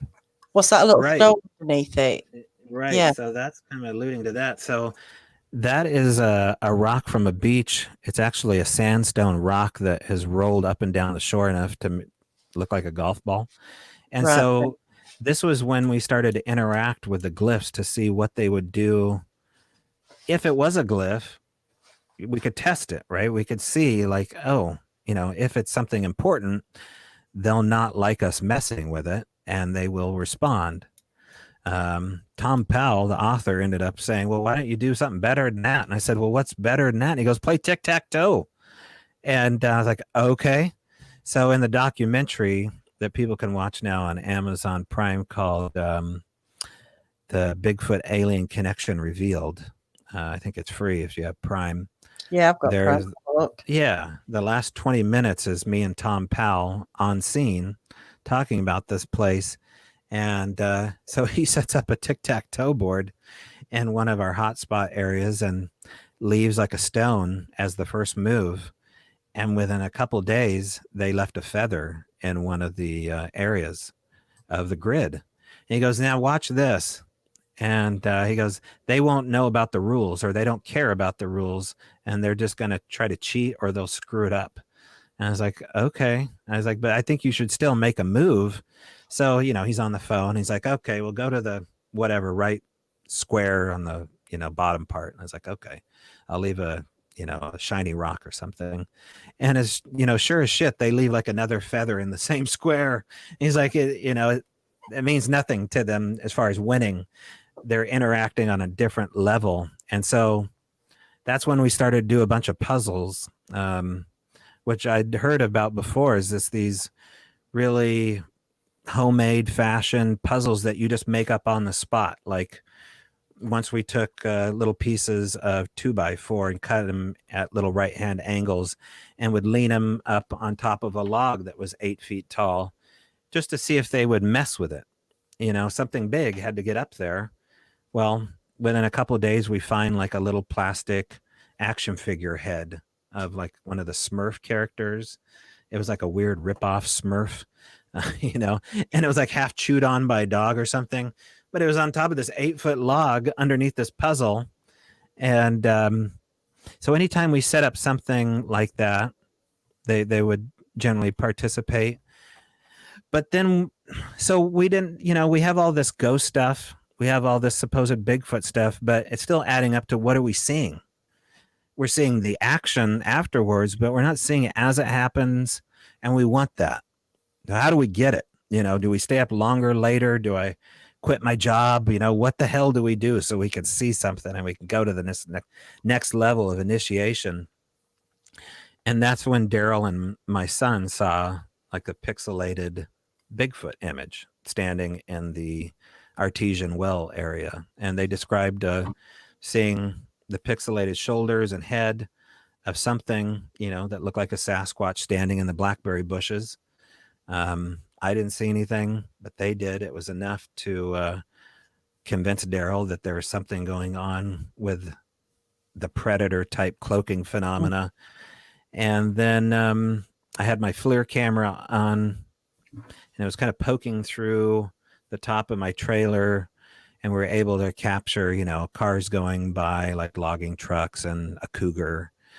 But on one occasion, we're going there after a night walk to grab my FLIR camera, and it's around 11 o'clock at night, and I'm getting it down from the top of the trailer, and Daryl's coming in behind me, and we hear this elephant run past him, and it sounds like an elephant on 2 legs running through the gravel as hard and as quick as it can. And it's right there. I mean, it's should be seen. It's just like, it's a wide open gravel yard, and there's something right there running on 2 legs, and there's just absolutely nothing at all. And it was running right past Daryl's backside, and he was, really unnerved by it. But as far as being able to really see anything happen, that wouldn't happen till towards the end. And I don't know why it worked out that way. Maybe it was just waiting for us to kind of pack our belongings and move on. But ended up seeing the feet of a Sasquatch in front of my Jeep. And I feel kind of ridiculous even saying I seen a Sasquatch, because it's just so unbelievable that they even exist, let alone it's like, well, I saw the feet of a Sasquatch. It's just like, well, I did. I don't know what to say. I mean, I worked really hard. I worked 15 years to just see the feet. And I guess if you're going to see any appendage on a big foot, you want to see the foot. Yeah. I mean, I want to see photos of feet, because that's what we call it, isn't it? The big foot. Yeah. I want to have a proper look at them. It's funny how we can tune into the frequency of the audio with equipment, obviously, but we've not done it with the eyes yet. So can we do it with monocular vision? I mean, is there a way of seeing frequencies? I don't know. I may have been thinking about that just the other day, because the audio layering this technique of layer caking audio, so you can find out which layer of the audio they're in.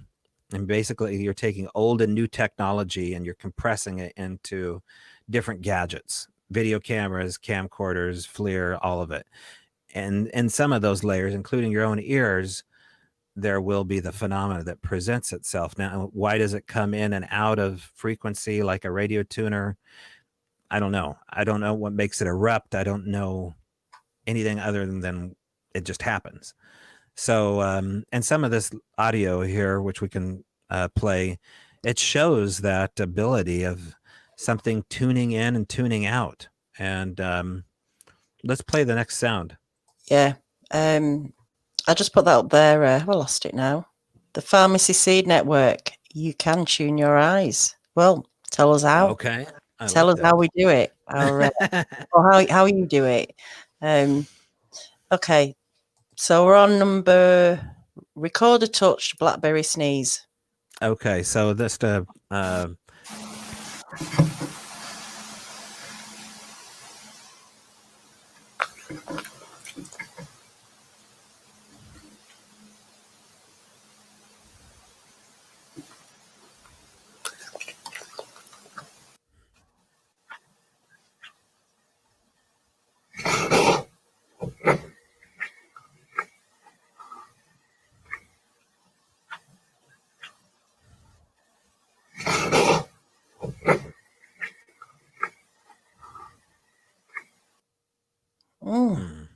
Interesting.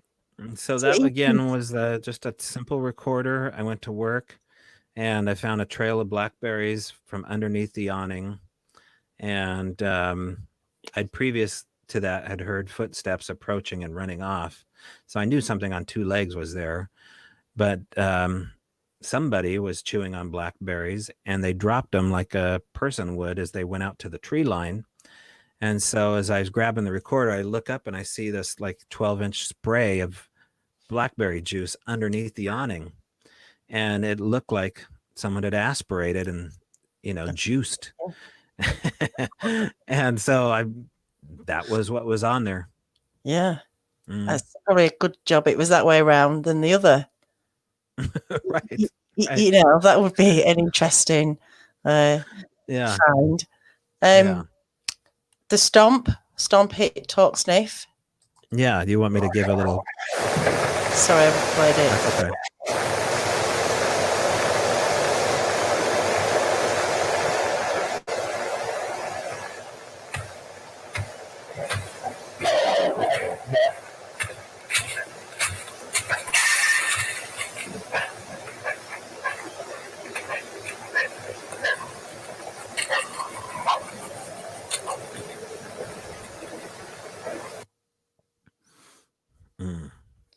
That's one of those you got to listen to in your car with the bass turned up, because when those feet start coming, you can feel it. It's a scene out of Jurassic Park, and that's what we heard when Daryl saw something cloak. Now, in this place I called Oz, I'd already had that experience, which I haven't really talked about. I do in the book, but it sounds like an elephant stomping coming up on two legs behind you.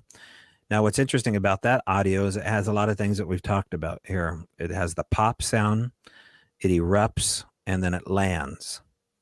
So why would the popping be important? Well, a lot of the supernatural hotspots talk about things that pop into existence with a sound. Bigfooters talk about car door slam sounds or popping sounds that happen. This thing, that audio there, takes place in a field, an apple orchard to be exact, and then you had a parabolic dish pointing towards this abandoned apple orchard on the tree line.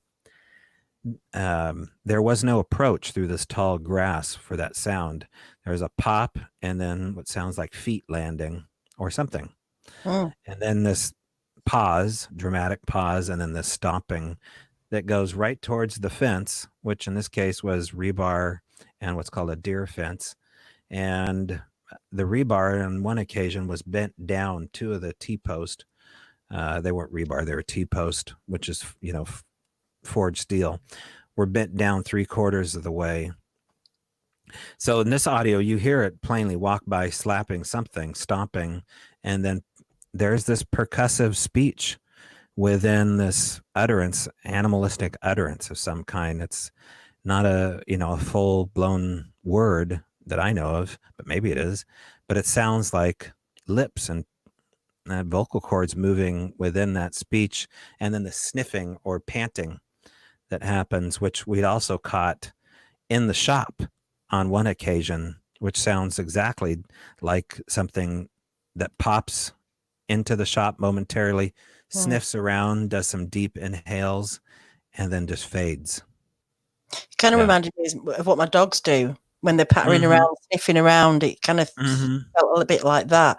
And that vocal, it almost sounded a bit Sierra soundy, or slightly that, for me, like a bit, a syllable of something. I guess people can hear all sorts of things. Different people can pick up all sorts of sounds or their interpretations, I guess.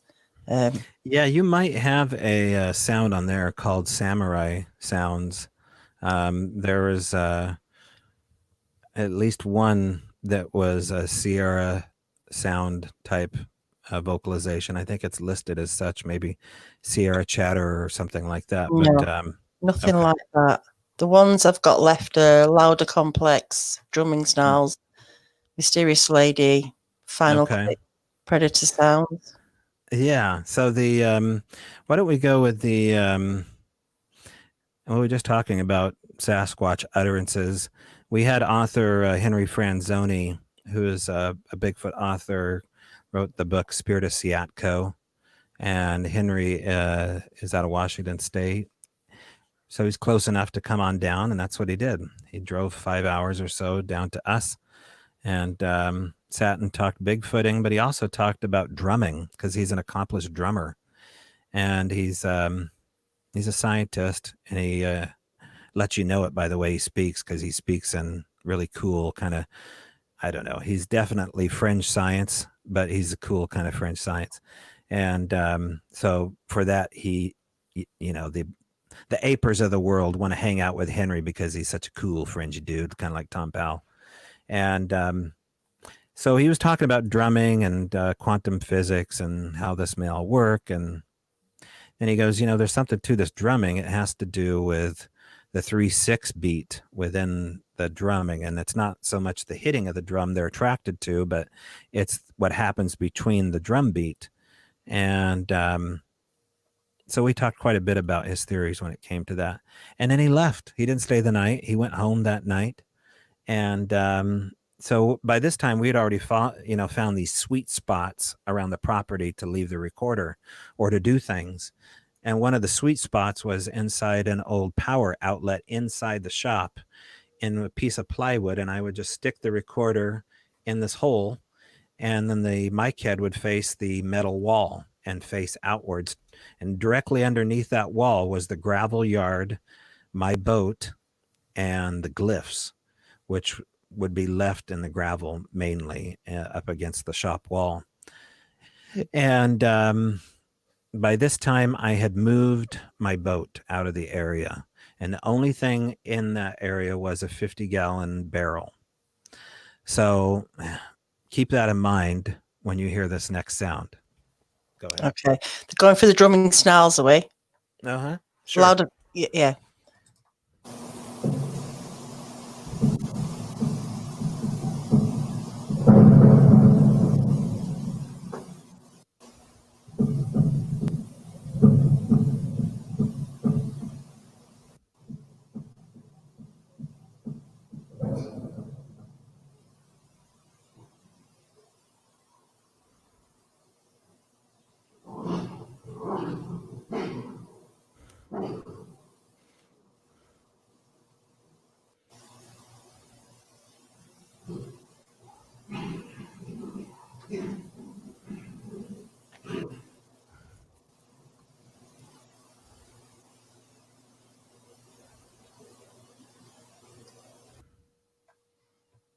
Those snarls really go through you, don't they? When you hear them, they really leave an impression on you, don't they?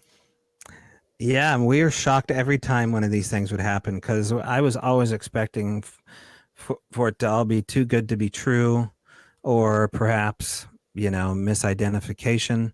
But there is such vocal flexibility to those sounds there, that it was just exciting because I knew. I mean, there's a lot of things we knew, but when we heard that, I was just like, dude, we'd never got drumming before. They were here drumming on a 50-gallon barrel. There was nothing there for them to hit other than that. If they would have hit the metal wall, it would have been much louder because the mic head's right there. Mm, So they're playing it like bongos, like monkeys playing bongo drums, yeah. and they did it probably on behest of Henry's talking. And there's this complexity to their vocal mechanism, this beauty of just something so fast happening that you have to slow it down maybe to appreciate it and hear it and understand language. But we sent those sounds off, and we kind of hit a dead wall with some of the people that we thought we wouldn't. But I think those are beautiful sounds. Yeah. I'll just play that again.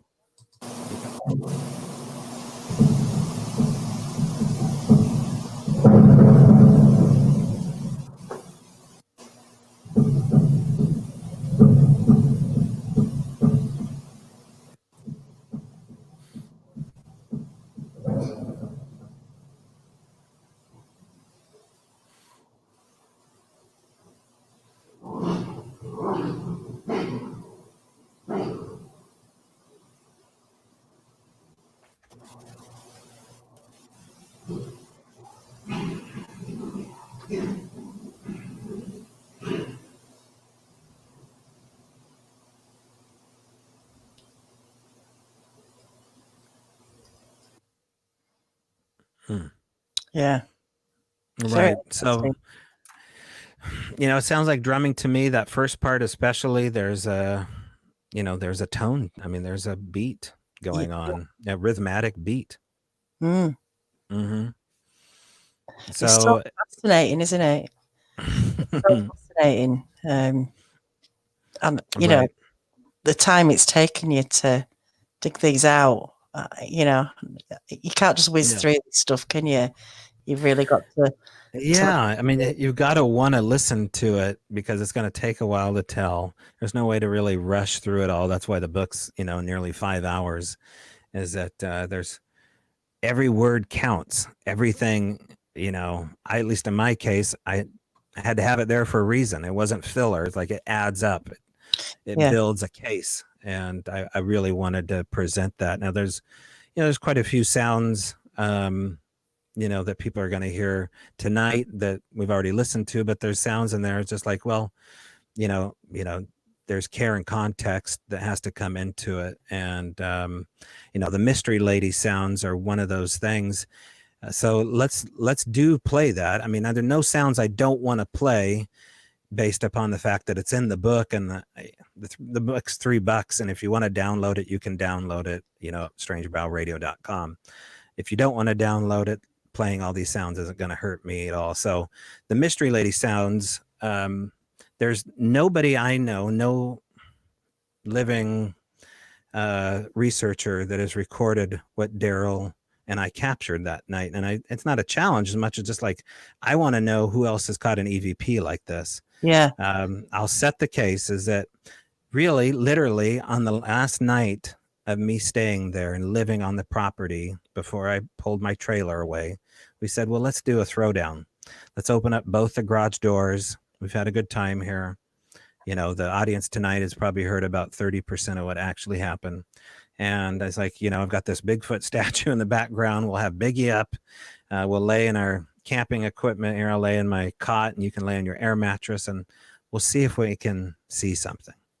And so we're laying there, and I had my recorder between us on a tripod about 8 inches off the cement floor, which is a pristine, clean shop floor. And around 11:30 at night, I wake up from a nap, and I'm checking to see if the batteries are dead on the recorder. And as I look down, I see this woven piece of paracord, and it's about, 30 inches long, and it's green and white. And the deal with paracord is that it's used for camping and parachuting, right? And it's very strong tensile strength. And the reason it is because it has cord inside of it. So little tiny, almost like the size of, fishing string or something like that. And I think there's like 10 small cords within a tubular cord. And so you can pull those cords out and use them for survival or whatever you want, I think you can even use them for stitching wounds if you're careful enough. So that's what I looked down and saw was this cord had been pulled out from the single cord and something had wrapped it around in a loop in the middle and braided it lengthwise. And so it looked like a Native American braid, right? And it looked kind of hastily done, but it was clumped up in a ball. And I thought for sure Daryl had done it, maybe when I took a nap or something. So in the audio there, some of the audio I play in the book, you'll hear me kind of wake him up, just like, hey, did you leave this, paracord here? And he's like, no, man, I don't know what you're talking about.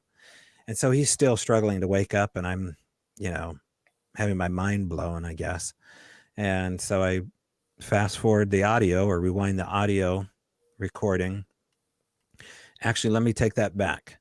I wait till the morning to discover this, but I mark the audio like, okay, this is probably an important time here to flush out what's going on. But I don't want to ruin our moment here. It's night. The shop is dark for a reason. If there's something happening here, I'll just try to communicate with it subtly. So I excuse myself out into the gravel driveway, and I start Facebook filming, live streaming this whole experience. So I have my camera, streaming, and the signal's pretty weak and it's cutting out, I think. But I'm still filming, and I hear this far off woman's voice, and it's 12 o'clock at night, but maybe it's this woman in a yurt with her kid. And I was like, if you guys are here and you left this gift, I'd love to meet you before I leave. And something really incredible, which I won't tell you, happens at around 4 a.m. Maybe the most incredible thing to me ever happens on my last day there. And then I wait till Daryl wakes up, and he goes inside and fixes breakfast, and I'm in the garage listening to audio, and this is what we pick up around this exact moment this braided necklace was left, or braided rope. And someone is snoring, I guess. Yeah, so we're asleep, and I think Daryl would be, I'd blame him for the heavy snoring. Oh, yeah, I can't imagine you made that noise. Yeah. I'll play it now.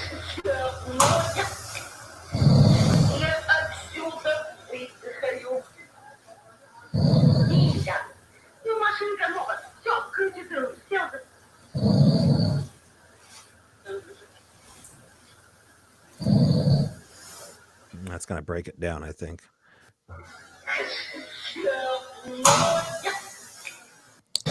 That click, that's part of some energy or something. Yeah, and that slam, that huge hit sound. Yeah. I mean, it sounds like somebody slamming the side of the metal, shop. Yeah. It's hard to have context because I can only hear a sound, but for you, obviously, it kind of makes more sense. You being there as well. Right, and close. I mean, we're asleep. There's somebody speaking at full volume, almost yelling. Definitely women of an unknown origin. I think they sound like women to me. Would you agree? Yeah, it sounds almost Polish or Russian or Czechoslovakian, something in that.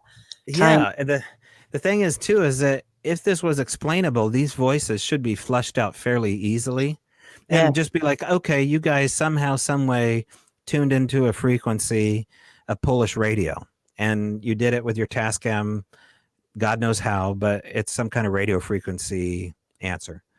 No one can figure out what language this is, first of all. No. And I don't know how a radio frequency gets that clear, that long. There's no static involved. It's it's slightly synthesized, very crystal clear and long. Let's play it again. If anyone knows this language, get in touch.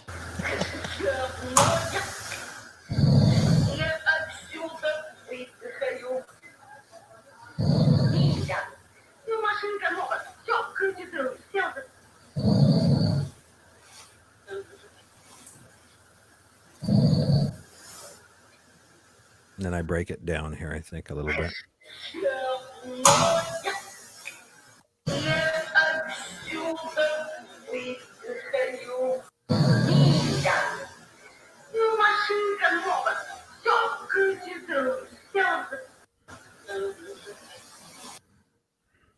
That's so weird. That's so If you, weird. after listening to it, you know, I've come to guess that there's 3 individuals involved. There's someone in charge. There's someone maybe in a secondary leadership position, and then there's somebody in the background carrying on. And there's almost this sing-songy quality to it, like you would do if you're kind of maybe doing spell work. I mean, I've had this told to me by some people that they were working on some kind of spell or something. But it sounds like females. It has a cadence to it that reminds me of a limerick or a song of some kind. I don't think the bang or the hit or the pop sound have anything to do with what they're saying. Yeah. It could be some kind of like, you know, hey, get it together, and I'm frustrated, so therefore I'm hitting. But that wasn't edited up, that first part. It fades in. I mean, it just tunes in, and then it tunes right out, and you hear like the ambiance of other conversations happening in the background. And that's why we thought, like, shit, man, maybe it's not related to this rope here. Maybe we just, you know, got some Polish radio station. But then what happened at 4 a.m, and then what happened to Daryl's digital devices since then, they've come back. I sold a drum that was laden with Al Moon impression Sasquatch hair off the cast. We made a Sasquatch drum out of a Sasquatch hair. And how we did it was we took a piece of elk hide or deer hide, and we soaked it in some of the stones from the land. And we took a tube and we put a hair in it and put it in the soak bucket so a little water could get in. And I, you know, fashioned together a tribal drum and sold it to the director or the cameraman for the documentary we're in. And he ended up hearing those women upstairs where that drum was. Him and his wife, as recent as like 2 weeks ago, saw something in the room where that drum was. Daryl's digital devices, his cell phone in particular, gets very strange voices that come up on video images attached to his phone with that have no timestamp or date stamp. All they have is a black screen, and they seem omniscient. They seem predictive about messages or places he's going to. And then something seems to be utilizing his voice, borrowing his voice to speak their language. So just like you would with a ghost box or something like that, they're going to utilize, you know, the bandwidth of the scanning frequencies of a radio. I think that that's what's happening periodically with Daryl's digital devices while living and visiting the Al Moon, which he still does. Something came in my head then. So there's a new owners there now where Daryl was. Yes. And are they experiencing anything? Or do you have any contact with them? Recently, yeah. I gave him a year to get to know the place without any contact, and I thought, well, time's up. It's been a year. So I just drove by. And they were super cool. In fact, oddly enough, they're both retirees that paid cash. They moved up here from Beverly Hills. Anybody doesn't know anything about Beverly Hills, right? I mean, it's pretty ritzy part of California. 300 and 400 grand is nothing. And so they just bought the place kind of sight unseen, and have loved it.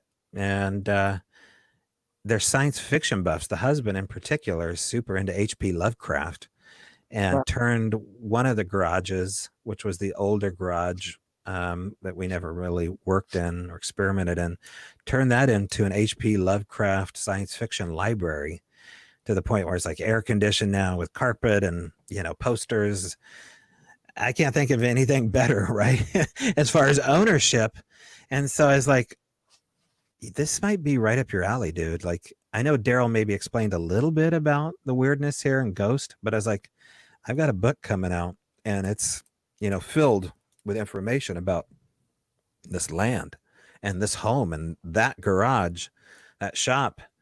And they're like, well, how weird can this get if we start entertaining it? And I was like, well, I don't know what to say because I don't know what we were messing with or what we continue to mess with. But, you can't put the cork back on this genie bottle. Once you open it, you got to be okay with it and just kind of go on the journey till it's done with you. Mm. And that may have spooked him. And then I said, can I go look at some of your hot spots, in particular by the shop where they left these glyphs? And they have a, big old motorhome parked really close to the shop and only would give a, physical Sasquatch maybe 12 inches to move its giant body between the RV and the shop. And they're really funny when I said that. I said, boy, that's pretty close. And they go, oh no, they can't squeeze in. And I was like, well, if they can squeeze into the shop with the doors closed, maybe no problem at all. But and they didn't know it, but they were getting gifted. And it was, really sweet to see, like there was the beginning of a gift starting with them small. In this case, it was like a piece of obsidian or something like that. A rare stone had been set in the spot that I'd come to know so well. And then there was a piece of aggregate rock, which is a conglomeration of cement and rock to form like a campfire place, a big old hunk of it sitting there. And they love the aggregate rock for whatever reason. And sometimes you'd find it on top of your car roof or sitting in your kitchen sink or on the Persian rug, or balancing on your rearview mirror. So you knew it was something. It wasn't just, nothing. And so I was like, you have a process here. You have an initiation if you want to go with it. She goes, well, maybe that's why my bird feeder keeps getting taken off the hook. And I was like, yeah, that's probably something. Where was that? And sure, it was right where my trailer was. And it was a large hook with a big, upper angle to it. Very difficult to take off. And she goes, every day it's like it's been dropped right here on the ground and birdseed everywhere. And I was like, well, that's why that's hanging there, because they used to come here and play with that. And, they look like baby toys, but they don't treat them that way. That's what cracks me up about all this stuff too, is people, when they start approaching this phenomena, especially even in the woo category, the quantum category, they kind of talk to it like it's a child or like a senile individual, like, oh, we want to get to know more about you. It's okay. It's just like, you dummies, these things could outpace you so much right now. They're taking it easy on you because they don't want you to go gunny bags. That's why it comes at you so softly most of the time. The good stuff does. And oh, by the way, none of it was bad. Like, we didn't experience any demonic stuff. It was like we were in an alien environment talking to like a foreign tribe, and that's the way I look at that dead rabbit and the snake. I was going to ask you about that. Yeah.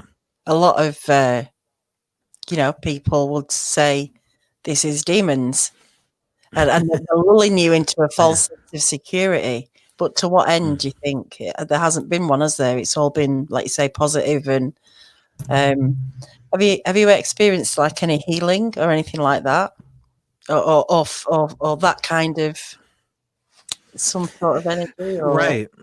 One of the things I didn't put in the book is because it was already written. Now, up to this point, you've heard me tell some pretty incredible stuff along the way, and you've heard some incredible sounds. But at the beginning stages, this was only this year.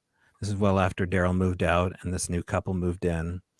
Daryl was still going up above his house, and he started feeding individuals. And we knew it was Sasquatch because the same hair, same giant footprints. And by this time, we cast several large 15 to 17 inch deep Sasquatch prints.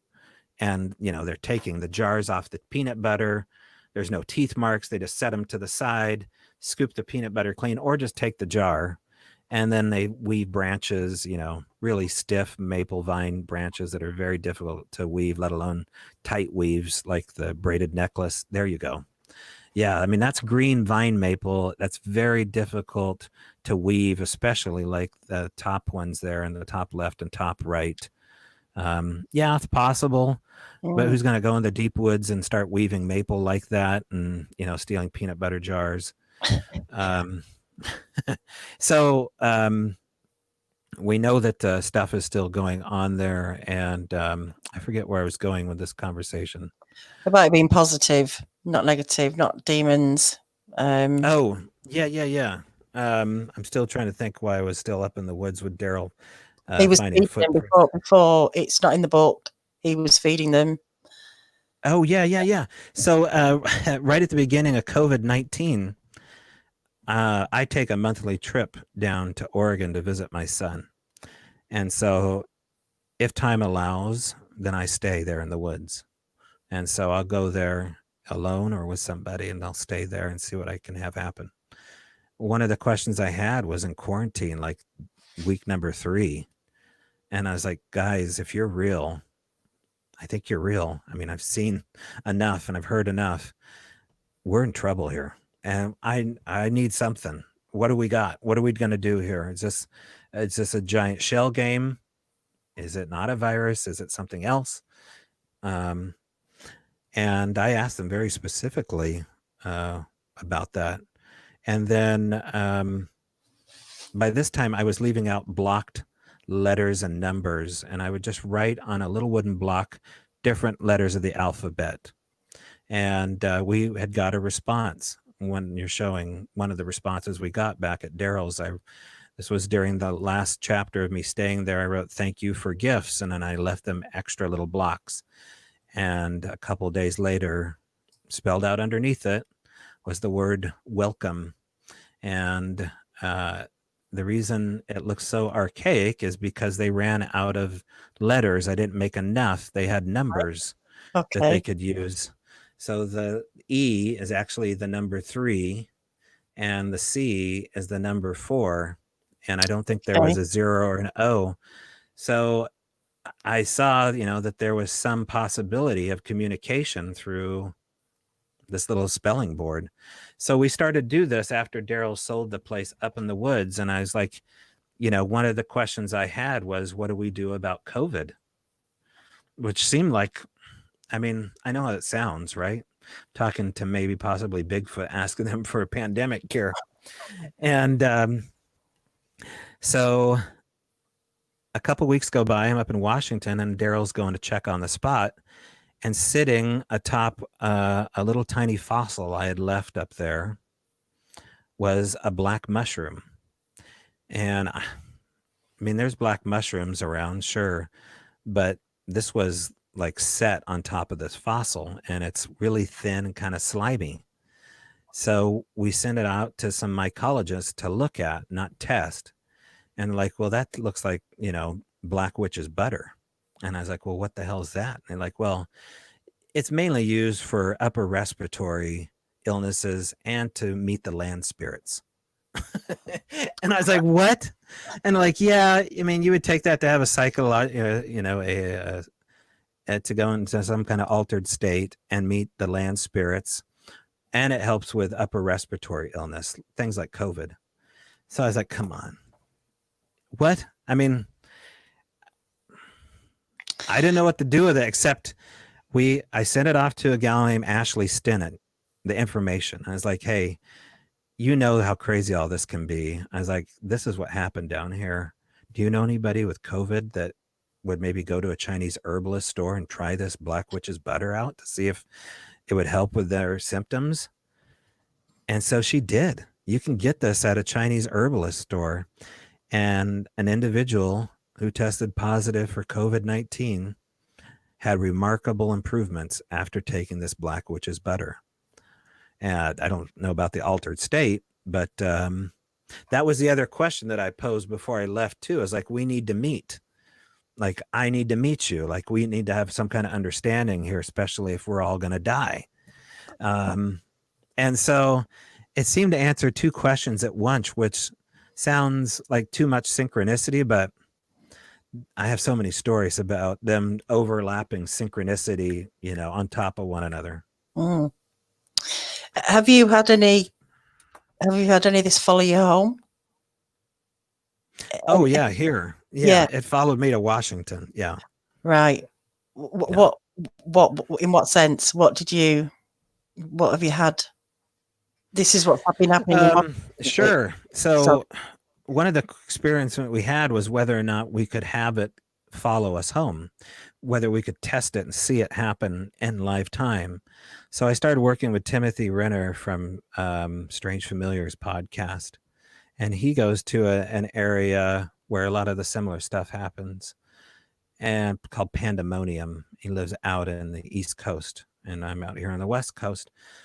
So we started to communicate and send. I did a couple interviews with him, and so I sent him a gift box of what I call wood watchers, which are, faces carved out of wood with a chainsaw that I do. And then I sent him some gifts from here and from the Owl Moon Lab. Now, one of the things that they like to do here is they like to take objects out of the house and put them in the forest. And Right. one of the things they love are these little round cedar balls that you put inside your sock drawer. And we'll find those out on the stumps, or they'll be laying next to round stones like, oh, this is a round piece of wood next to a round stone. Come appreciate it. Well, it had to come out of the sock drawer in order to get out there. And so I sent Timothy one of those. I sent him a couple of other gifts, and then he sent me these jawbones and some other objects along the way. Well, he sent me 2 jawbones, and we put them in mason jars with a lid on them. Well, immediately the jawbones both went missing. Well, strike that. One of them was in a mason jar, the other one wasn't. But both the jawbones immediately vanished.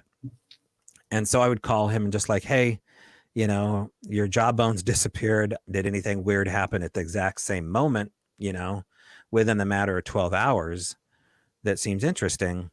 And generally there was. Like on one occasion, I found a cedar ball from our sock drawer placed out on the patio.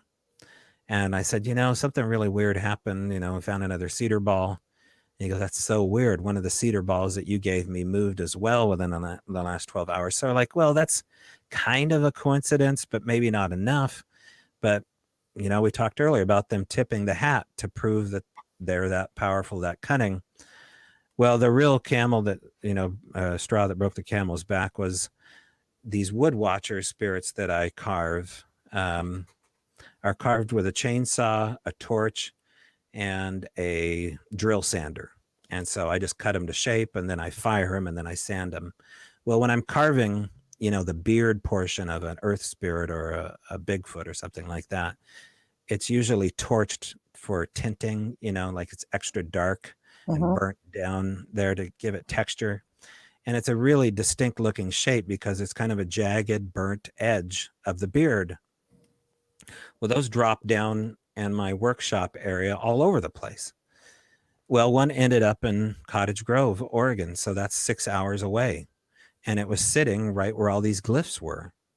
And it was, right within a glyph sitting there. Daryl found it.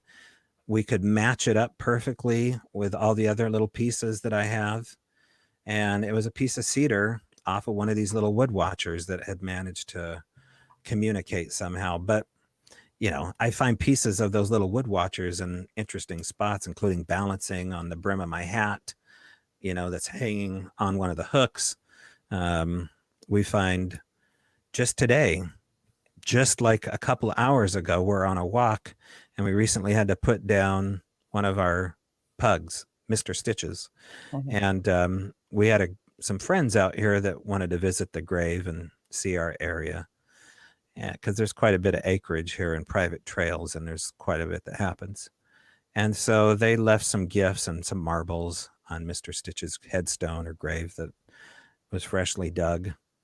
And 2 days ago, my girlfriend Erin's walking through the bedroom, and she goes, did you drop a piece of smoky quartz in the middle of the floor? I said, no, I didn't drop any giant, fairly large piece of smoky quartz in the bedroom. She goes, well, it's right by where we find the runic alphabet letters, you know, from my sock drawer placed, which is another thing that happened. They like to get in the sock drawers and grab runic alphabet and set them by the door. Again, I say they in the plural. I don't know who they are. Mhm. And so what I should have done is said, oh, they're here. They've done something. This is basically how it works. Like they leave a gift inside or near where you'll find it to go look harder elsewhere. But we didn't do it. Well, what had happened is they had left a rock on Mr. Stitch's grave. It's a beautiful blue and white agate in the shape of a heart. And why is that? Why do I think that? Well, it's in the shape of a heart. And it's not an agate I brought there. And the other dog that's buried next to him has a giant heart-shaped rock. So something is paying attention and, you know, honoring one of the family members here. So do I think it's evil? No, but there's a doorway that exists here. And here's my cautionary tale is if you open this doorway to let through Sasquatch, you don't know who else is going to come with it. And maybe I just got lucky, or maybe I ward off evil somehow, or I don't know, maybe I'm so weird that I'd look past the evil. I've never been bit, scratched, punched, nothing. Or they protect you from the evil. Yeah, and that's the thing about smoky quartz is it's a protection stone, which I think was interesting that they dropped that off out of all the things. And so there's been some stuff that has happened here. Like I made a giant 13-foot portal out of cedar branches and stuck it in the beginning of our private trail system here. And Aaron hears a slap on the bedroom wall, and we go out the next day, and there is a woven circular grapevine that looks just like this 13-foot tall portal sitting underneath our window. And it looked like it's just been crafted and fashioned.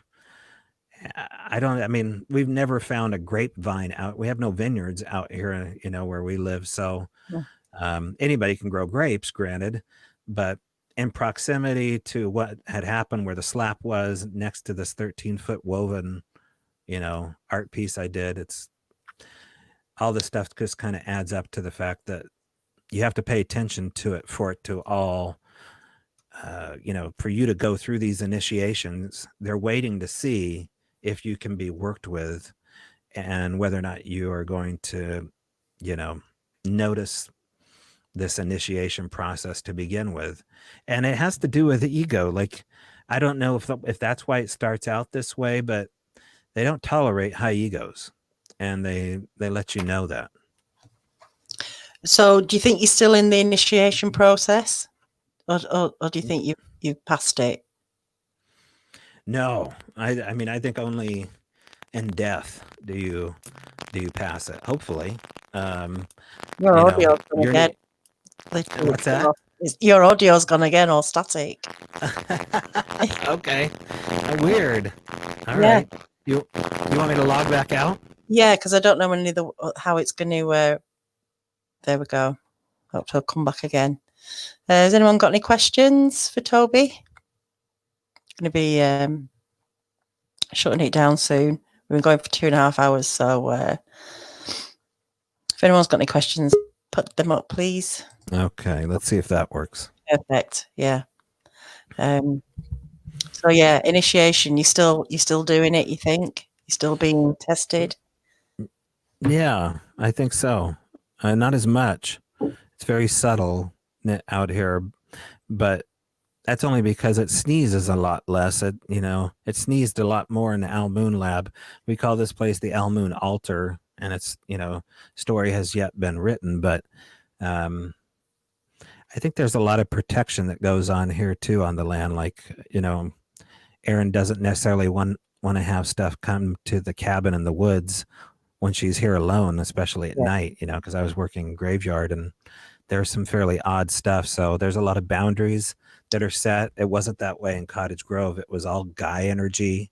It was just like, let's go hard and fast. Let's add it all up as quick as possible. Whatever is weirder, we want.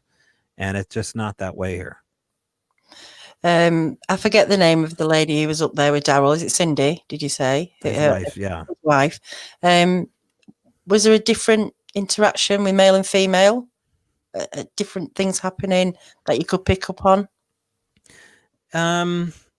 Yeah, she wasn't into it at all.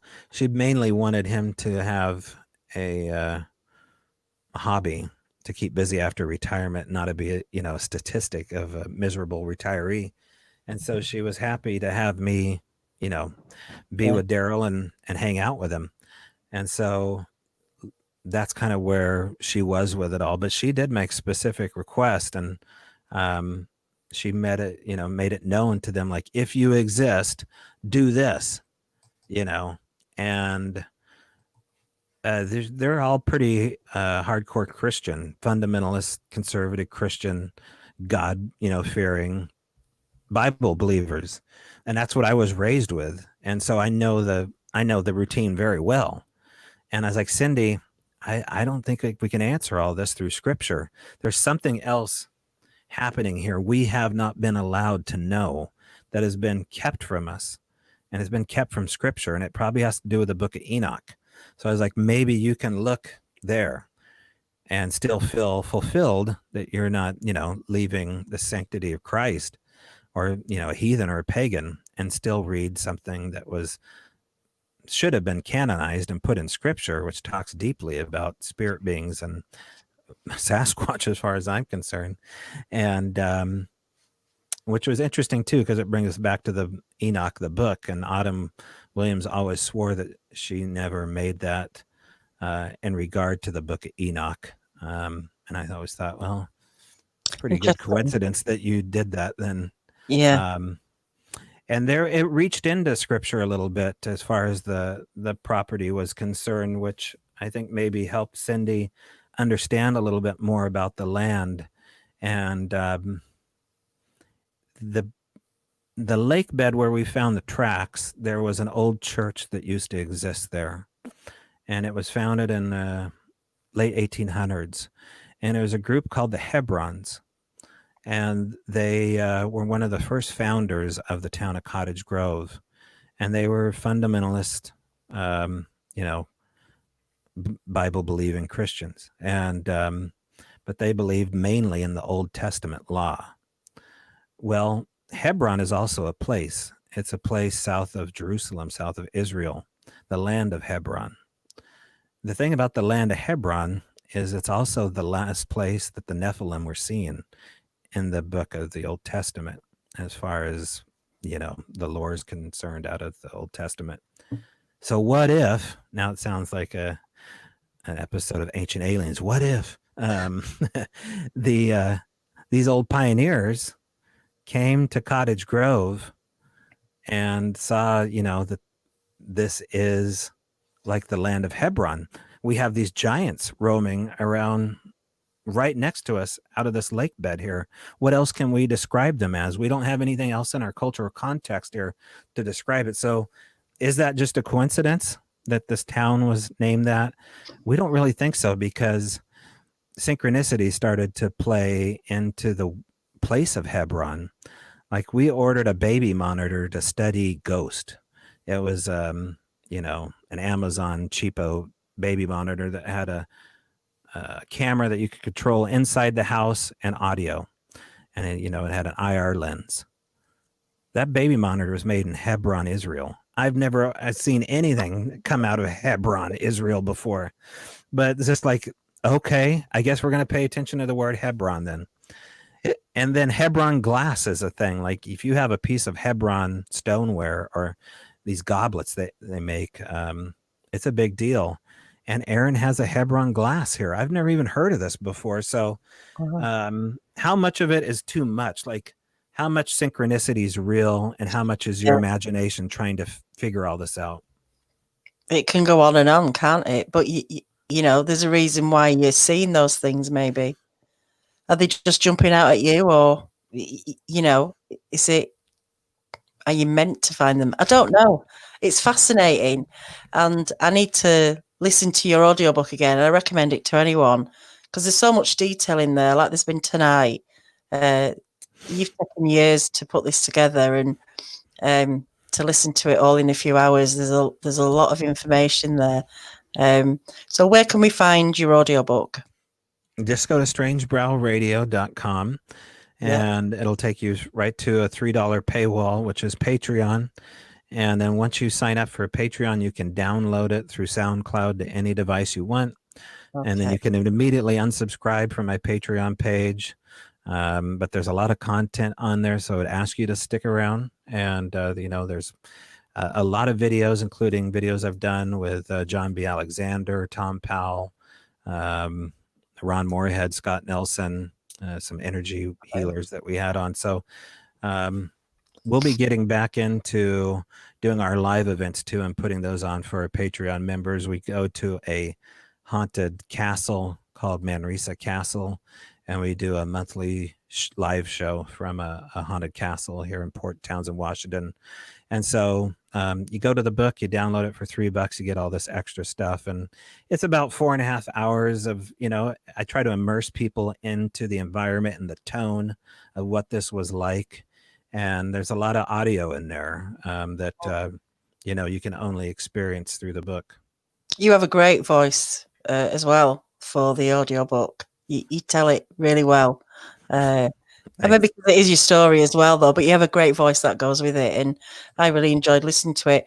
I've put a link up now in the chat. The first one's for Strange Brow Radio, and the second is for Tobe's YouTube channel. So go and check him out. Definitely go and get that audio book, because it's for over 4 hours. Very interesting. It'll keep you occupied, definitely, while you're doing something else, because I can't sit and listen. I'm fidget bum me. I have to keep multitasking, but I love to have the headphones on and listen to things while I'm, keeping busy. What's the next stage then? What are you doing next? Where are you going next with this? We may be working on something in regards to talking about the larger issue of these other places that are like the Almoon Altar, Almoon Lab, Skinwalker Ranch, and doing a show on these hot zones in the Pacific Northwest, and then going to them and rolling camera and film and putting something out. Other than that, getting the book out of my system was cathartic, and it needed to be a chapter that I moved on with so I could move on to other things. And right now, I'm like a lot of other people. I'm unemployed, investing in my time into what I love to do, which is the podcast. So I've got a weekly show. People can listen to that every Monday. There's a new episode out. And so that's at strangebrowradio.com and all your digital devices. That's great. Okay, so I'll put those links in the description as well after this video is done, so people can go and check it out. I'm going to go and check out your podcasts as well, because I think I'll enjoy them. Thank you, Tobe, for coming on. I really enjoyed it, and we should meet up again, because I think there's much more to talk about. And I really appreciate you spending the time today to go through all that, because there is a lot. Thanks everyone in the chat. Thanks for all the mods for keeping everybody under control. I'm going to be back on here maybe tomorrow night, maybe Sunday night. I'm not sure yet, and I'm not sure what guest yet, but I will be here. And if I'm not, well, I will be, but I'll be over on Bigfoot Odyssey on Wednesday night with Kerry. So till then, take care, everyone. Good night. Thanks again, Toby. Thank you. Bye-bye.